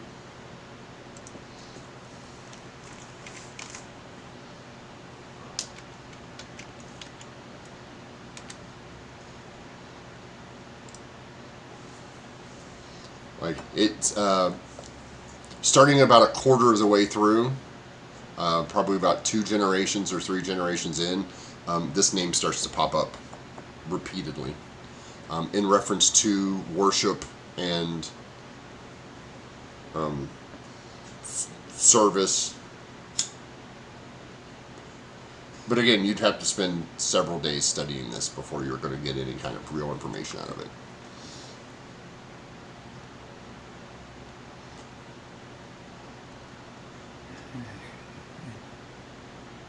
I probably need to spend a bit of time to see if I can piece together the exact narrative of events. I don't think they fully grasp the notion of linear storytelling. Yeah, no. But you're telling me a giant and a goblin. That's the story, at least. I can't tell if it's like an actual factual account of how the community was formed, or if it was a story that became mythologized. It doesn't seem like the sort of thing that would happen very often, but it could be true. I will look to these Stooges or wherever these goblins are. Hard to believe. Maybe I believe the giant one of the villain, but Yeah, while you're doing this, Echo, while Dan's taking a look at this, it does occur to you that it's probably safe to start looking at the other stuff. Okay. I'll spend some time having a look at the other stuff then. Because I'm assuming you guys are camping for the night here. Yeah. Yeah, I would assume so.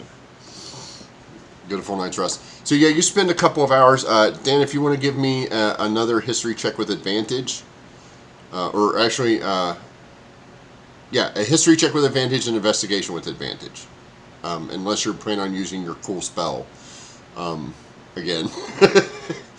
But again, it would be more once he's spent enough time reading it to get the sense that this name is important. But you said that would probably be like the sort of thing that I'm going to need to roll for Yeah. first before I would be able to use Yeah. the spell.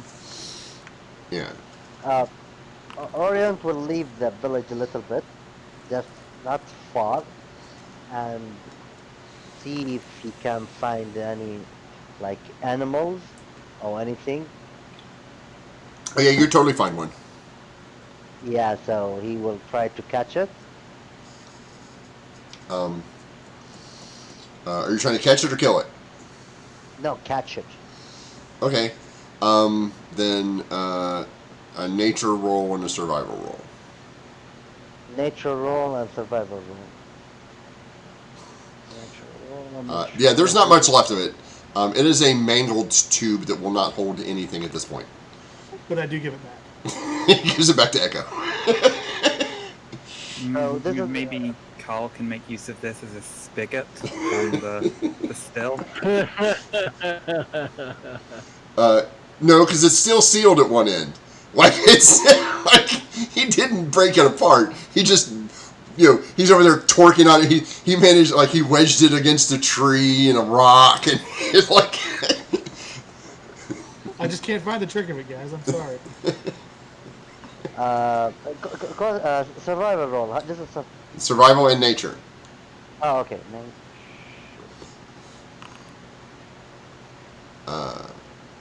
Yeah, and Dan,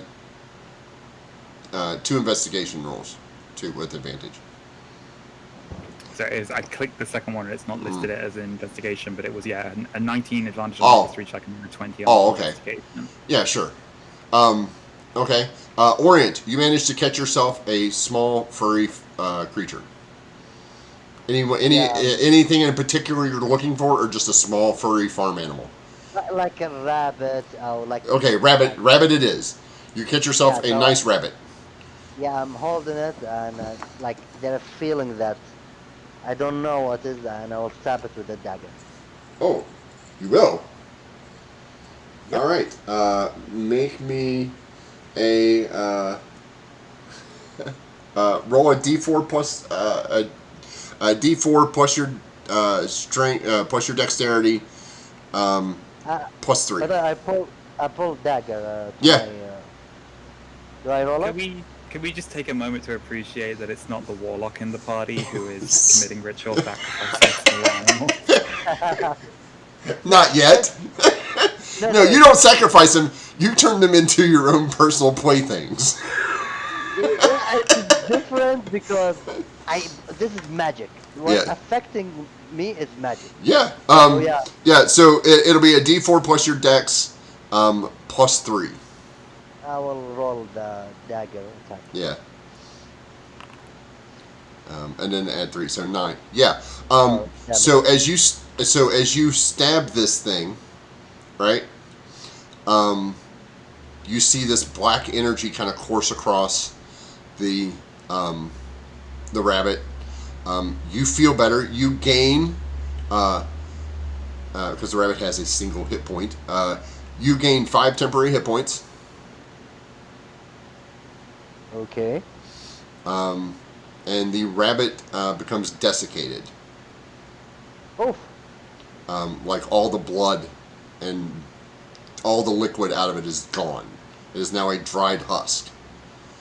And the gemstone at the top, the black gemstone, starts to fill with red.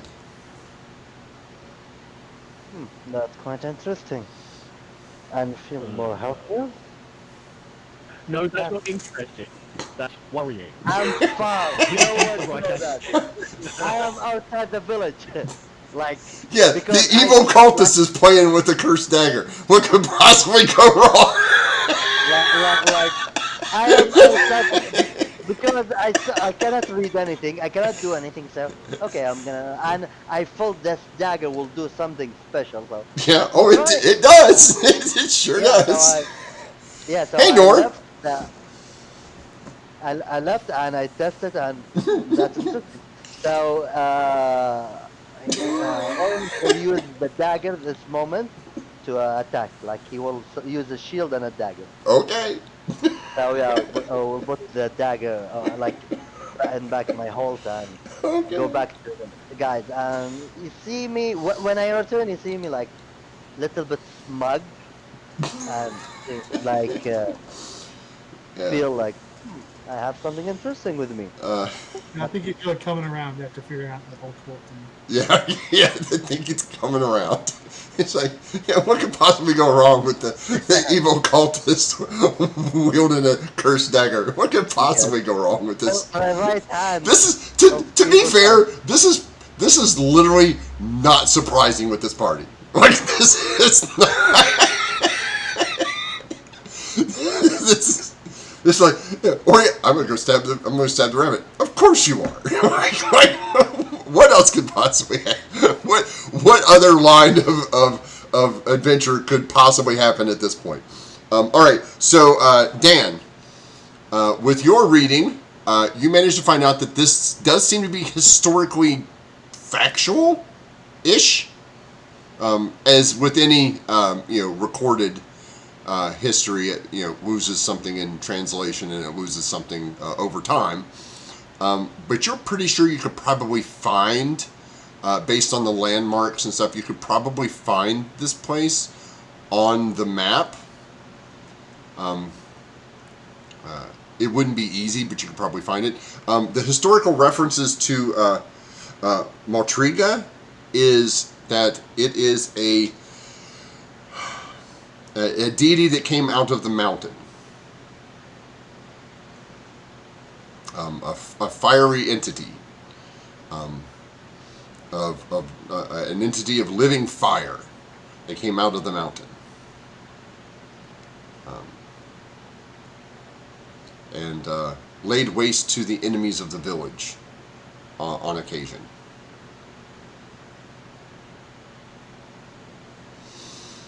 And then probably several hundred years ago, that stopped completely. Or actually more like nearly 1,000 years ago that stopped. And she hasn't been seen since. It refers to her as a she. And she hasn't been seen since.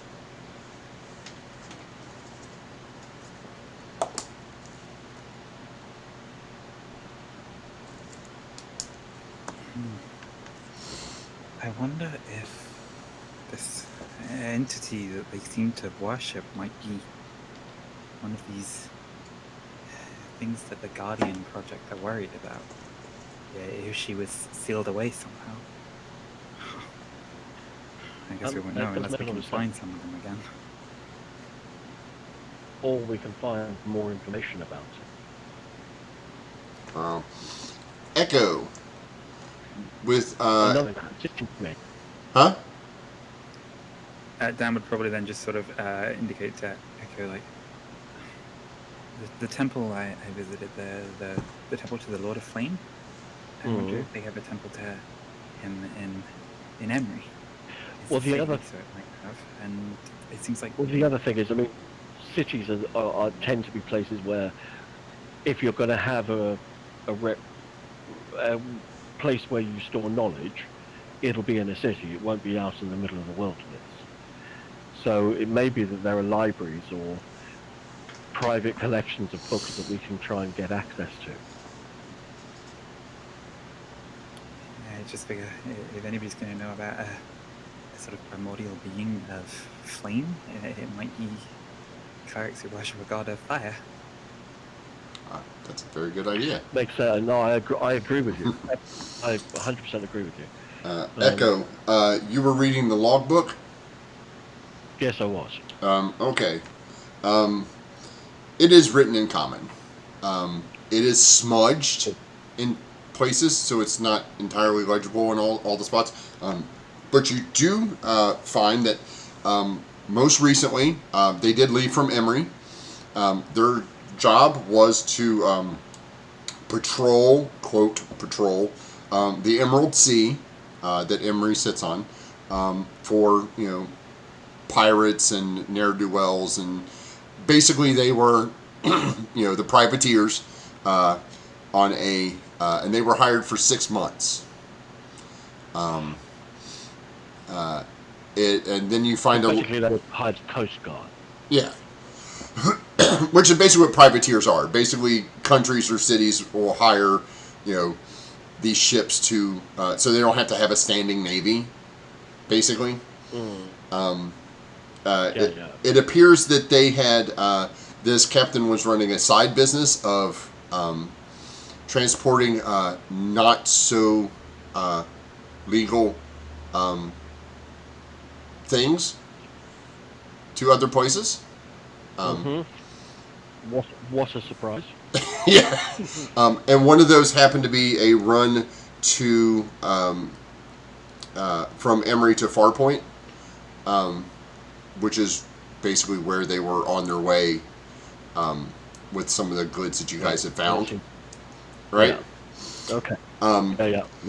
And then you find an entry of where they came across a ship and boarded it, and basically boarded it, took prisoners, and sunk it. And among the prisoners were a description of the 3 of you, not Leon.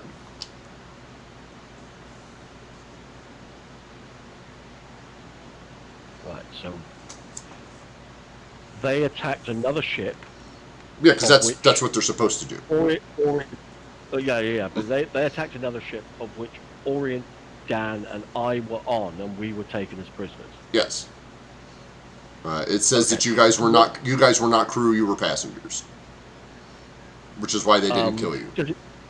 Which is fantastic. Does it mention the name of the ship that they sank? The Siren Song. Okay. Is there anything else in the journal about the Siren Song? It was just a ship they came across, or did they know that were they? It was a smuggling ship. Okay. Known. It was a known smuggling pirate ship. Like if you wanted to be with the the shady, like these guys are privateers, so putting an extra box or 2 of something onto their ship was expected by the city that they're working for. Like they're expected to smuggle stuff, right? It's part of their cut, basically. But pirates don't give the city anything, so their job is, they saw the pirate ship and they were like, oh look, we get to keep all this stuff. Unfortunately, most of the stuff that they wanted sunk with the ship. They did get, it references the dagger that you guys have, the rune box. Oh, does the log give an indication of where the Siren Song sank? Yeah, like a general description, like you would have to find a sailor, like you have no idea what any of this stuff means. Would Leon be able to understand like the sort of maritime coordinates? Yeah. Basically, it's more of 3 days out from this point, from the point of whatever, in a northeasterly direction near this, we sighted the ship. So yeah, Leon could probably, if Leon got to Emery and found better detailed maps than what you guys have now, he could probably locate where it went down. Okay, because now I've been. You're breaking They up didn't again. find it. Yeah. Sorry. Is that any better? Yeah, that's better. Yeah, but you can repeat Okay. because No. What I was going to say was, it now looks as if the Siren Song is where that orb may well be. It's entirely possible that it was on that ship and they didn't find it when they looted it before it sank. So at the moment, I think what we need to do is try and get ourselves to Emery, hire ourselves a ship or get on a ship and get out there and see if we can search the area. Yeah, the logbook doesn't have any mention about an orb. No. No, exactly. No, it doesn't mention an orb. It lists, from what you remember, the captain, he's very meticulous in his notes. So any loot that they came across that was particular would go in this logbook. There's another logbook that you guys didn't find because it washed away. The quote unquote official logbook, right? It's kind of like truck drivers who run two sets of books. This is the one that they, yeah, he's cooking the book. This is the cooked book. This is the actual book that you guys have. Yeah. So yeah, it mentions there's a lot of stuff that you guys didn't find from the wreckage. There's a list of stuff, and you're like, oh no, we didn't find one of those. We didn't find some of this. We didn't find, like, there's a lot of gold missing. You know, stuff like that. Yeah. I mean, but then again, you're not the only people who can see a shipwreck, right, out there. So it's entirely possible. And Leon, you know that it's entirely possible if somebody, was, sailing past and saw a shipwreck that they would go start to loot. Like, it's not uncommon. no, absolutely. All of that is that whole rule of salvage at sea, isn't it? Finders keepers. Yeah. But Leon, yeah, you know that you look, with you helping Echo, yeah, you figure out that, yeah, they were, you guys were at sea for 4 months before this happened, easily. And then, as you understand it, you guys attempted to board it. There was a fight. The ship started to sink. You guys looted what you could. You guys aren't in the habit of killing non-crew members. So you took what prisoners you could, and then we're going to just drop them off in Farpoint, and if the guards wanted to keep them, they could. If they didn't, they would just let them loose. Right? Like, that's normally the deal. Like, anybody who's traveling on them that aren't a pirate, you just turn them over, and sometimes you get a bounty, and sometimes you don't. Right. Well, now I've got to figure out why the hell I was on a pirate ship. Yeah, why the hell we are like? Oh, we know we're. Well, I know why- I know why you were on the pirate ship. You were on the pirate ship because you were getting this flock away from the bunch of. the code, yeah. Leon will point out the ship's name, the Siren Song. The island that orients from is called the Isle of Siren's Tears. So there's the similar word between those two. That's much of a connection as Leon can make. But I believe, yeah, I believe even we need to find this ship because I believe I lost the orb there. Maybe we might find it. I'm not sure. Maybe. I mean, that's definitely another lead you guys have. I mean, you guys definitely have more information now than you did before. Oh yeah, the world's more. Yeah, So- you have a ton more information, but you still don't have any answers, right? So Questions, your answers. Yeah. yeah, so next morning we continue our way to Emery. Yeah. Yeah. So let me check the time here real quick. Yeah, I don't have a whole lot longer than I can go. Yeah, it's 5:30. So with you guys getting up, so you guys do all that research kind of stuff in the during the rest of the day, and then we will call it there so you guys can get a fresh start next week, waking up and making your trek to Emery, because it is probably another week and a half to 2 weeks before you guys, like a week and a half, Yeah. at least two, from where you guys. I was gonna say, having had a look at the map, it's a bit of a trek. Yeah, it's a bit of a trek. Now, you might find, I mean, just depends on which way you go. You might head to the coastline and see if you can find another ship and, hitch a ride or something. There might be villages along the way. This is just like I said, this is the basic map that you guys got. It's like, here's what we have. So, with that, we're going to call it, and then we're going to do like we always do, and we're going to do our affirmations. I think everybody had a good session today. Had a lot of stuff that every character, every one of your characters got to do some stuff today. So we'll start with you today, Sai. Your favorite Echo moment today? I spent quite a lot of the session feeling like mum. And then I felt an enormous amount of self-restraint, not brutally murdering the goblins. And I appreciate you for that. I think my favorite Echo moment was just the kind of going up and healing Dan, and the kind, just looking at you all. I told you so. What the fuck do you think you're doing? Robert, your favorite Echo moment? Yeah, no, just the mom on the beach. It's like the one mom got cornered into taking all the neighborhood kids to the beach. We just had to sit there not having any fun at all, just making sure we don't kill ourselves. Yeah. That was fun. David? I realized when we were in Stillwater, and there was just this moment of like every member of the party spiraling. Like Leon's decided, I'm gonna go spearfishing in this incredibly tiny fishing fountain, and was talking to his patron and started having an existential crisis. And Orion was just like, I'm going to obsessively, compulsively pack and repack my bag to make sure that we have all the supplies we need for the journey ahead of us. And I was just like, I'm gonna play some soothing Enya music to calm me down.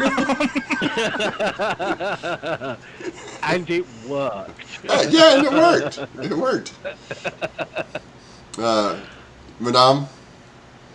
I said Robert, and I like the moment when she tried to calm, because Orion that moment, his mind is gonna leave here, but for Echo, no. You're gonna stay. You'll like it. You know when I shout, I'm gonna leave the home, and the mother said, no, you're not leaving. You're gonna come on. I don't want to stay here. I'm going to leave. No, you're coming with us. I like that moment. I'm beginning to suspect that Echo is far, far older than her physical form would suggest. Yes. 350 or 400 years old, kind of old. Yeah. I enjoyed the like Madame said, I enjoyed the part where Echo kind of put her foot down and said, no, you're look, I know you're scared, I know you're concerned about the rest of the party, but no, you're not going anywhere. You're staying with us because we're the only ones who know you. Right? Like that kind of sense of togetherness that Echo brings to the party is something that I always really enjoy. That and always the mom just like, yeah, okay, yeah, I'm just gonna watch these three idiots and wait for one of them to get hurt. And like you specifically said, I'm prepping healing word and waiting for them to get hurt. Like that was like I'm just gonna. Robert, your favorite Leon moment today? I highly enjoy Leon's method of investigating and searching things. Just multiple times. Well, let's find out what's inside. Is there more inside? Faced with the choice of knowing or not knowing, Leon would rather know. I think that's a thing that Dan and you both share in common. What's behind the door? I've got to know what's behind the door. I love Leon's persistence, where it's like, okay, I tried opening this thing, it's not working. I'll pull on it harder, and that will work. We've had a second bottom. I wonder if there's a third hidden bottom underneath the second bottom. Like that just drive to just keep going. To like see how that same instinct like drives him in combat, Yeah. where he's just pushing on and hitting harder and just with his like focus and competence Yeah. with weaponry. But then that also applies to just out of combat role playing moments of just can we dig deeper on this? One Yeah. thing at a time, to completion. Yeah. Yeah, that's Yeah, that's one of the things I love is I love how he approaches basically every problem as a fight to be fought. yeah. It's literally I'm going to keep on smacking my way away at this problem until it submits to my will. Although to be fair, I don't know. The score right now is Leon 3, inanimate objects 6. So I mean, he is behind the curve against the inanimate objects, but you're still in the fight. You're still in the No, fight. just enough successes to keep him interested. Yes, that's Leon doesn't remember the failures. no. Looking to Leon and doing orient the moment like that's just I cannot open it. I will look to person who can open it, and Leon, no, we cannot. I'm forced it.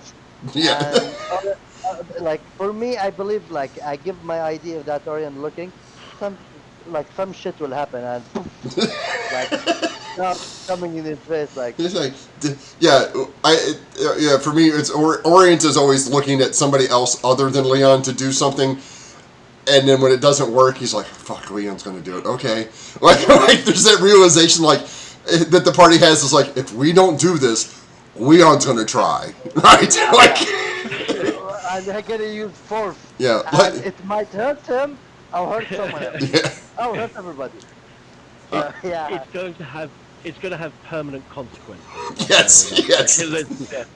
There is no half measure. Yes, I hope you didn't need whatever container you're opening later. Like that's Yeah. Leon's like, I can get it open. Well, it won't look good, but I'll get it open. It'll come open. Like, Manam, your favorite Orient moment? He becomes selfish somehow. Like in natural, Orient is not selfish. He will try to give and help, but at that moment, I'm thinking how I make this character selfish, and I did it by saying no. That's it. While when Echo tried to, can you give me a sword? Yeah. No. Nope. And try to shout? Nope. That's it. And it short the word, and he's at. And the second moment I liked when it felt like kind of break down that he feel everything his fault because the town gets attacked by because of him, and they're searching for one person, they attack entire town, and multiple people get hurt because of him. And the third thing is the way the mentality he become that thing in my hand he can do something awesome, and let me try it. And he done try it. Yeah. Sai. Yeah, I really liked Orient. He kind of trying to be furtive, trying to be kind of sneaky and devious, and he's just blatantly obvious even when he's trying to be sneaky and devious. He's such an open, really nice character that he finds it impossible to be kind of sneaky and deep, and I kind of love that about him. And it was the way that he was kind of like, here, show me the sword. It was like, show me the dagger. It's like, no. It's like, okay. In my head, I'm going, okay, that's not suspicious. Don't worry about it. Yeah. And mental note to self, I want to find out more about that dagger. Yeah. Because that's the first time he's ever said no, and it's like, okay, there's something special here. Yeah. Robert. I just remember back to the beginning of the session where he wakes up and first thing I gotta leave you guys. He's still looking out in the interest of the party, even if it means setting out off on his own in order to protect us.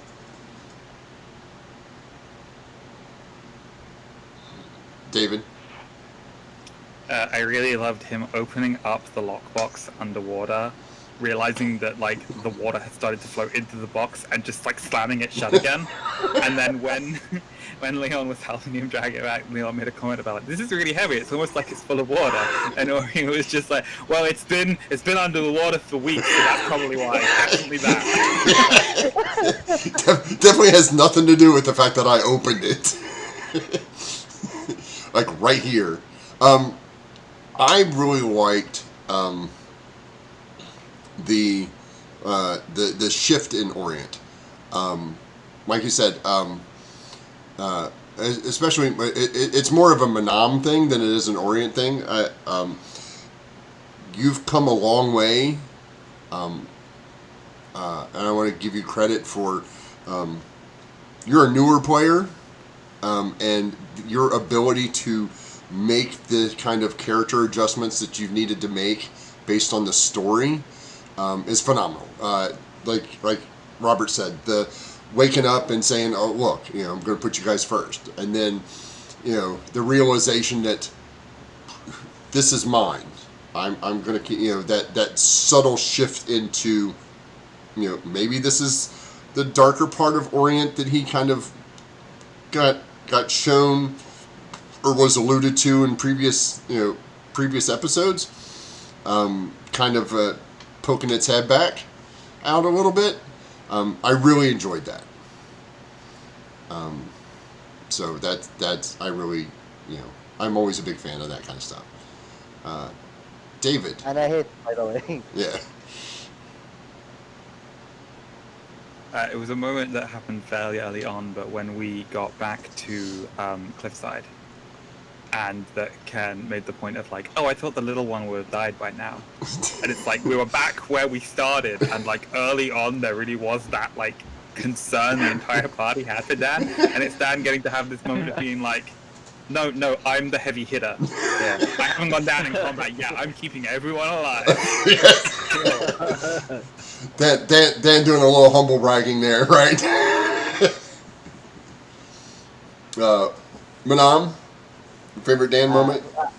But before the fun fact that I believe, if I'm not forget, I believe only Dan who not knocked unconscious yet, because everyone gets knocked unconscious. Yes. Yes. So, Dan is the only one that hasn't gone down yet. Yeah.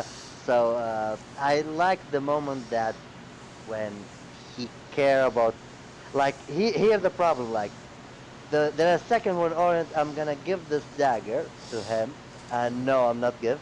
Then Orient, Dan, come and I'm gonna give you this seaweed. And as like, if you want, like, I'm not gonna stop you to leave, but at least if you left, you're gonna remember us as a friend. And I like that moment he talked. Like I felt. God damn, it's awesome. Like it's cool. I felt like, wow, that's awesome. And I liked that. And I felt that, like I like the moment he started to give up. That these stooges, the goblins, like Orient doesn't know that, but as me, like I feel like Dan starts giving up. And I hope he have some understanding, because I believe Orient, the first one who's like, yeah, nope, Orient was definitely was ahead of the curve on the. Okay, I'm not dealing with this. So. Sai, your favorite Dan moment? There are a number of things. I did like Dan's moment with Orient. I thought that was really nice.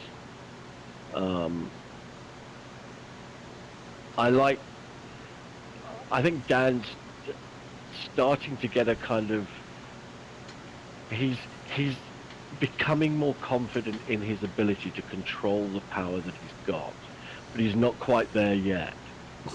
So there's this interesting kind of like, there are a couple of moments when he's like, nah! And then there's other moments when it's like, yeah, I'm fine, no problem, and I'm gonna power my way through it. I like that as well. Robert? I like it. Started Cliffside, I think, where somebody offers to sell him a mule. Dan doesn't really want the mule, but wait, it could help the goblins. Well, he starts putting together a plan of getting a mule for the goblins, teaching them how to farm their corn, get them set up for the future. Then we get there, and just it's all of a sudden, oh no, this is not going to work at all. Realization just sinks in. These goblins are going to starve to death. They're all gonna die. I just like that. I started with a real good idea, seemed you're kind of excited about it, and then just the, oh no, once you try to Yeah, teach them about it. yeah. Reality kind of stepped in and went, no, no, I don't think so. I mine was actually the the point where Dan wanted to help Orient and Leon, but had no idea how.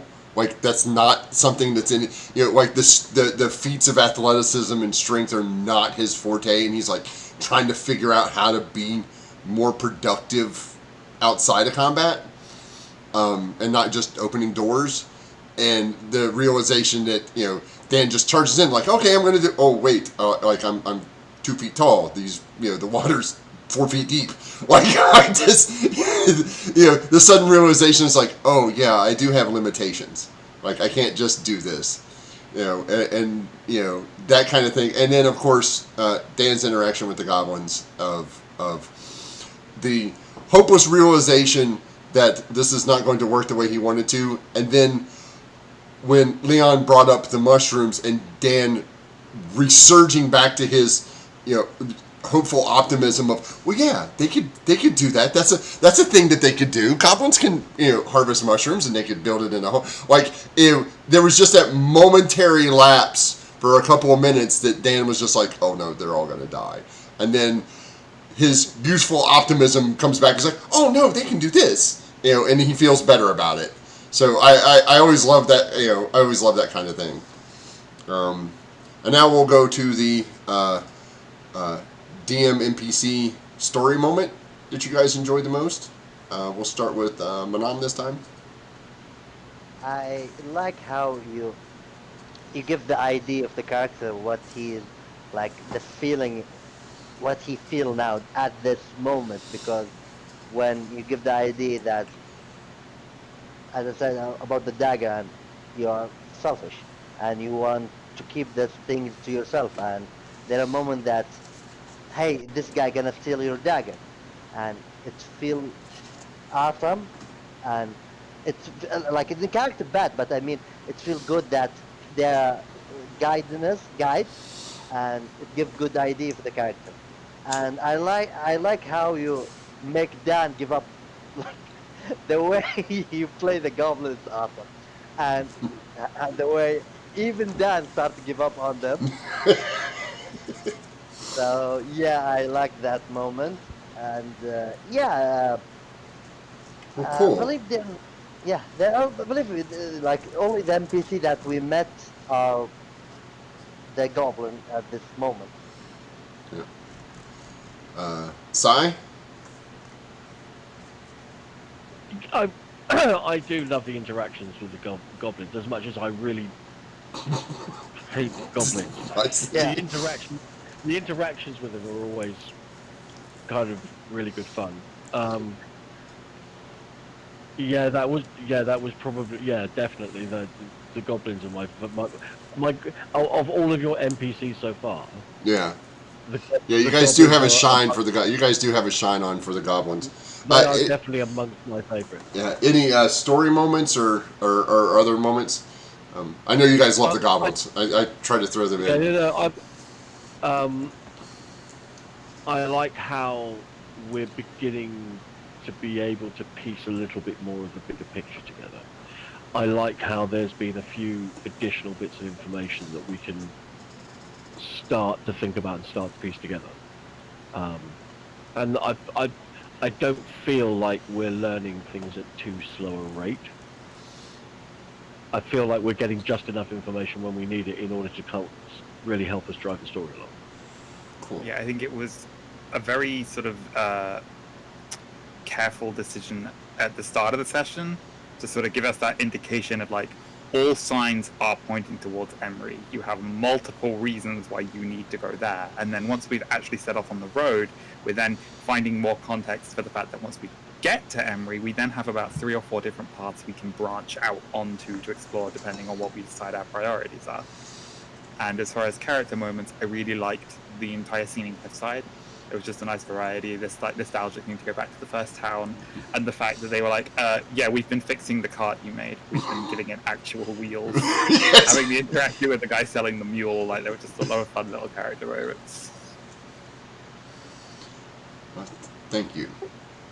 Yeah, and just to echo everybody on the plot, I think it's really coming together, and we're starting to we're pulling at that thread, and it's revealing more and more. And just the way that it's flowing just seems so organic and natural, and the way that it's tied into each of our characters is it's just got me really. I'm trying to think of the word, just really invested, I guess. Yeah. And I think it's wonderful how it's unfolding.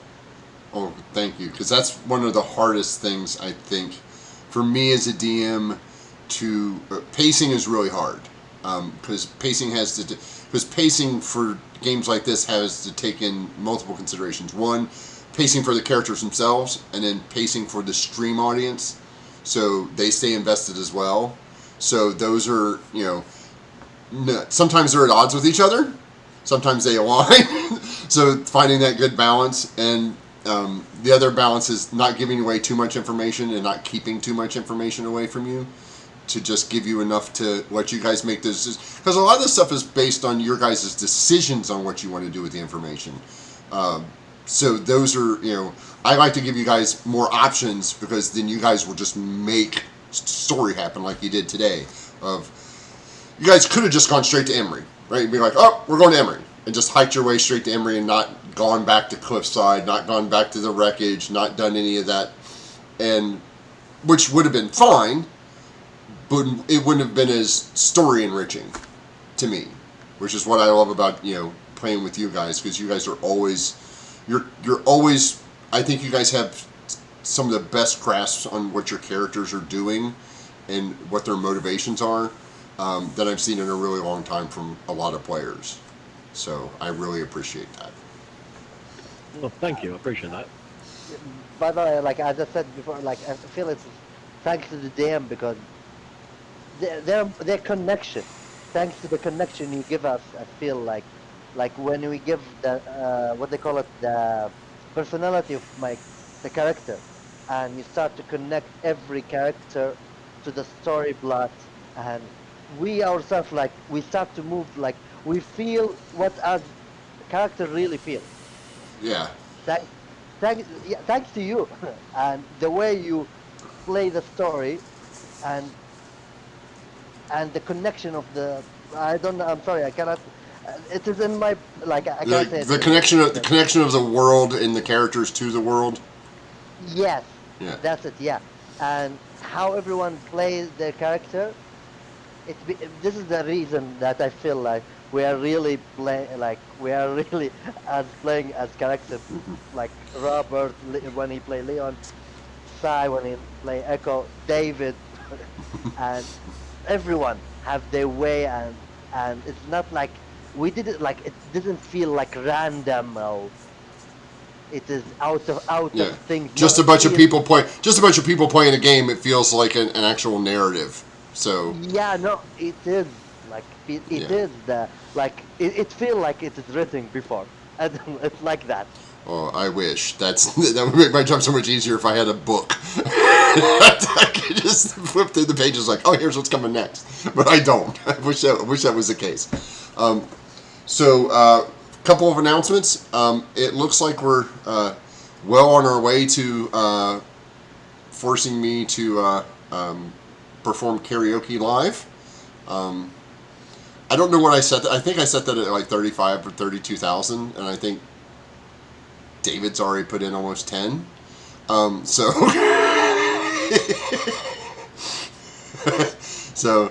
we had a couple more put in there as well. So we can look forward to that. We're still taking donations for Extra Life as always. We are going to have, I'm going to start probably the middle of next month. I will be having map packs put onto Patreon to start doing that. I'm also going to We still have the What Lies Ahead. Still needs some more players. The prison game will start looking for players. Probably right after Valentine's Day. About the middle of February as well. And then we are going to start. I'm going to start streaming some more map building. I got some new cool computer stuff. I got a new case, which is beautiful and awesome, and I got it for a really nice price. It is silent, so that's awesome. My other one was really, really quiet, but this one is nearly silent. I have to double check to make sure the lights are on to make sure it's like it's like it's still right. Like it is supremely quiet, and I appreciate that. Yeah, and so does my wife when I'm playing up here and she's sleeping. So she appreciates the fact that she can't hear the 7 fans that are in it right now. And as always, you guys can see us on Patreon. You can see us on YouTube, Twitch. I have started a Facebook page which will be up sometime next week or so. For more information, I'm going to have a website started here in the next couple weeks. Probably that'll probably be the first week of February, where you'll be able to find all the links to all of our stuff, plus all of our merch and all of our new merch, thanks to our new sponsors, Dirty Dips Hydrographics. And I need to switch cameras real quick here so I can do this to make it look like it's. Hey Nat, we're just finishing up. I'm doing a thing here. I'm switching my camera over to the regular camera so I can show off some of my new stuff here. This is one of the new hydrograph dipped mugs that I got. I don't know how clear that is with the lighting and whatnot. So we were going to be starting doing that. We will have our logo, and on the site, you will also, like Nat, you can also order stuff from the site with your logo and stuff on it. We can get that printed up. That'll be, like I said, probably mid-February when the site will be up for all of our merch and all that stuff. So yeah, we're looking to expand. We're at just under 100. We're just shy of 2. I think we're like 42, 43 followers away from 200. If we hit 200, I am going to 200 followers. I am going to go ahead and give away a player's handbook, a DMG, and a monster manual, physical copies. So at 200 followers. So if you guys can get there, tell your friends to stop by. Because physical copies are good. There's nothing like I'm a physical copy kind of person. I have everything on the computer, but I still, more often than not, crack open. I have the stack of books right here. I crack open the books looking for information most of the time. Then the feel of a good book in your hand that cannot be beat. Like I said, thanks to our sponsor, Comic Book World, who will be supplying said books and said dice. Since we hit, because we'll hit 150, we should hit 150. I think we did today. I'm not sure. I'll have to look at the stats. At 150 followers, I'm giving away a set of dice, so we'll check the stats there and give those dice away. At the 50 subscriber mark, I am going to be giving away a full block, which is a 6-pack, I believe, of minis. So it'll be 6 of these, I believe, come in a block. So at 50 subscribers, I'll give away a whole block of these. Each of these, the minis come with 3 or 4 minis. This was 4, so it'll be 24 figures in a block. I'll give one of those away at the 50 subscriber mark. Also, I would like everybody to check out Nat30. She's in the channel right now, so woot woot Nat. Check out Nat30's on their page. Go see Tabletop Misfits on Sunday nights at 5 p.m. Eastern time, I believe. Whoa. Okay. Thanks, Nat. Wow. Whew. Okay. Feeling the love there. That's somebody wants a block of minis. That's what Nat is. That's shooting for minis. She loves minis.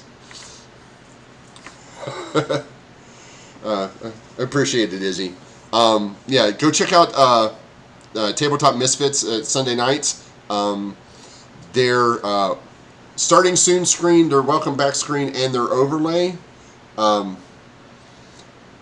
done by me with some help with my daughter, Miss M. So you can check them out. Go check out their past streams over there. It's tabletop_misfits. You check them out. Really bunch of good people over there. They've only been streaming for a couple of weeks, about a month or so. They're already an affiliate. They've got a nice community over there, and they're part of the GUI network. So check those guys out. They're great. As always, don't forget to check out DM the Mark Knight. Check us out on Discord. Check out his Discord. Check out Nat's Discord. And have a great night.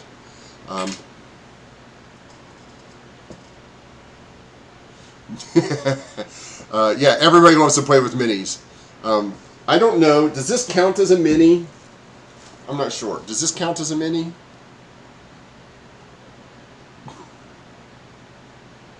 Is this the right size for that?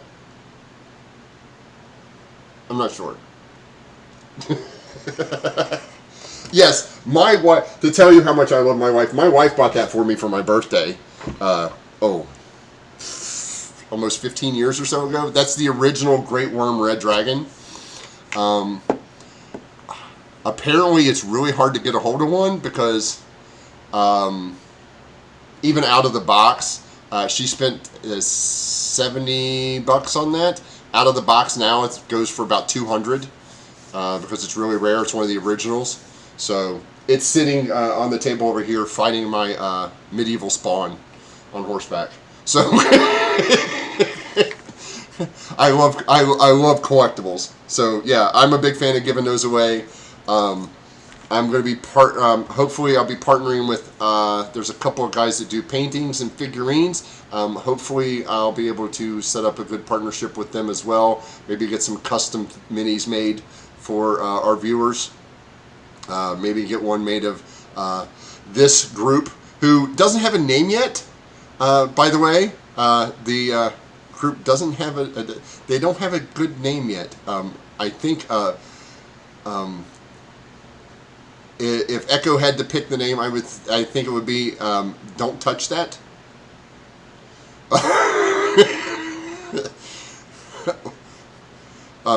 Or something along those lines. But like I said, I'm gonna get off here. It's been a long, yeah. No touchy. No touchy. I'm gonna put that thing back where it came from, or so help me.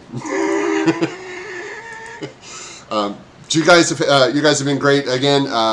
Please don't forget to donate to the stream. You can do so at Patreon. You can do so through the donation bar, and you can subscribe if you have a Amazon Prime subscription. You can subscribe directly with that for free. We'd love that. Don't forget to send your friends over. And with that being said, signing out here from Blue Cheese Room on the dark side of the moon. This has been Oblivion Unchained. I am the Loophole King, and may all your draws be lands, and may all your rolls be crits. Goodbye, everybody. Good evening.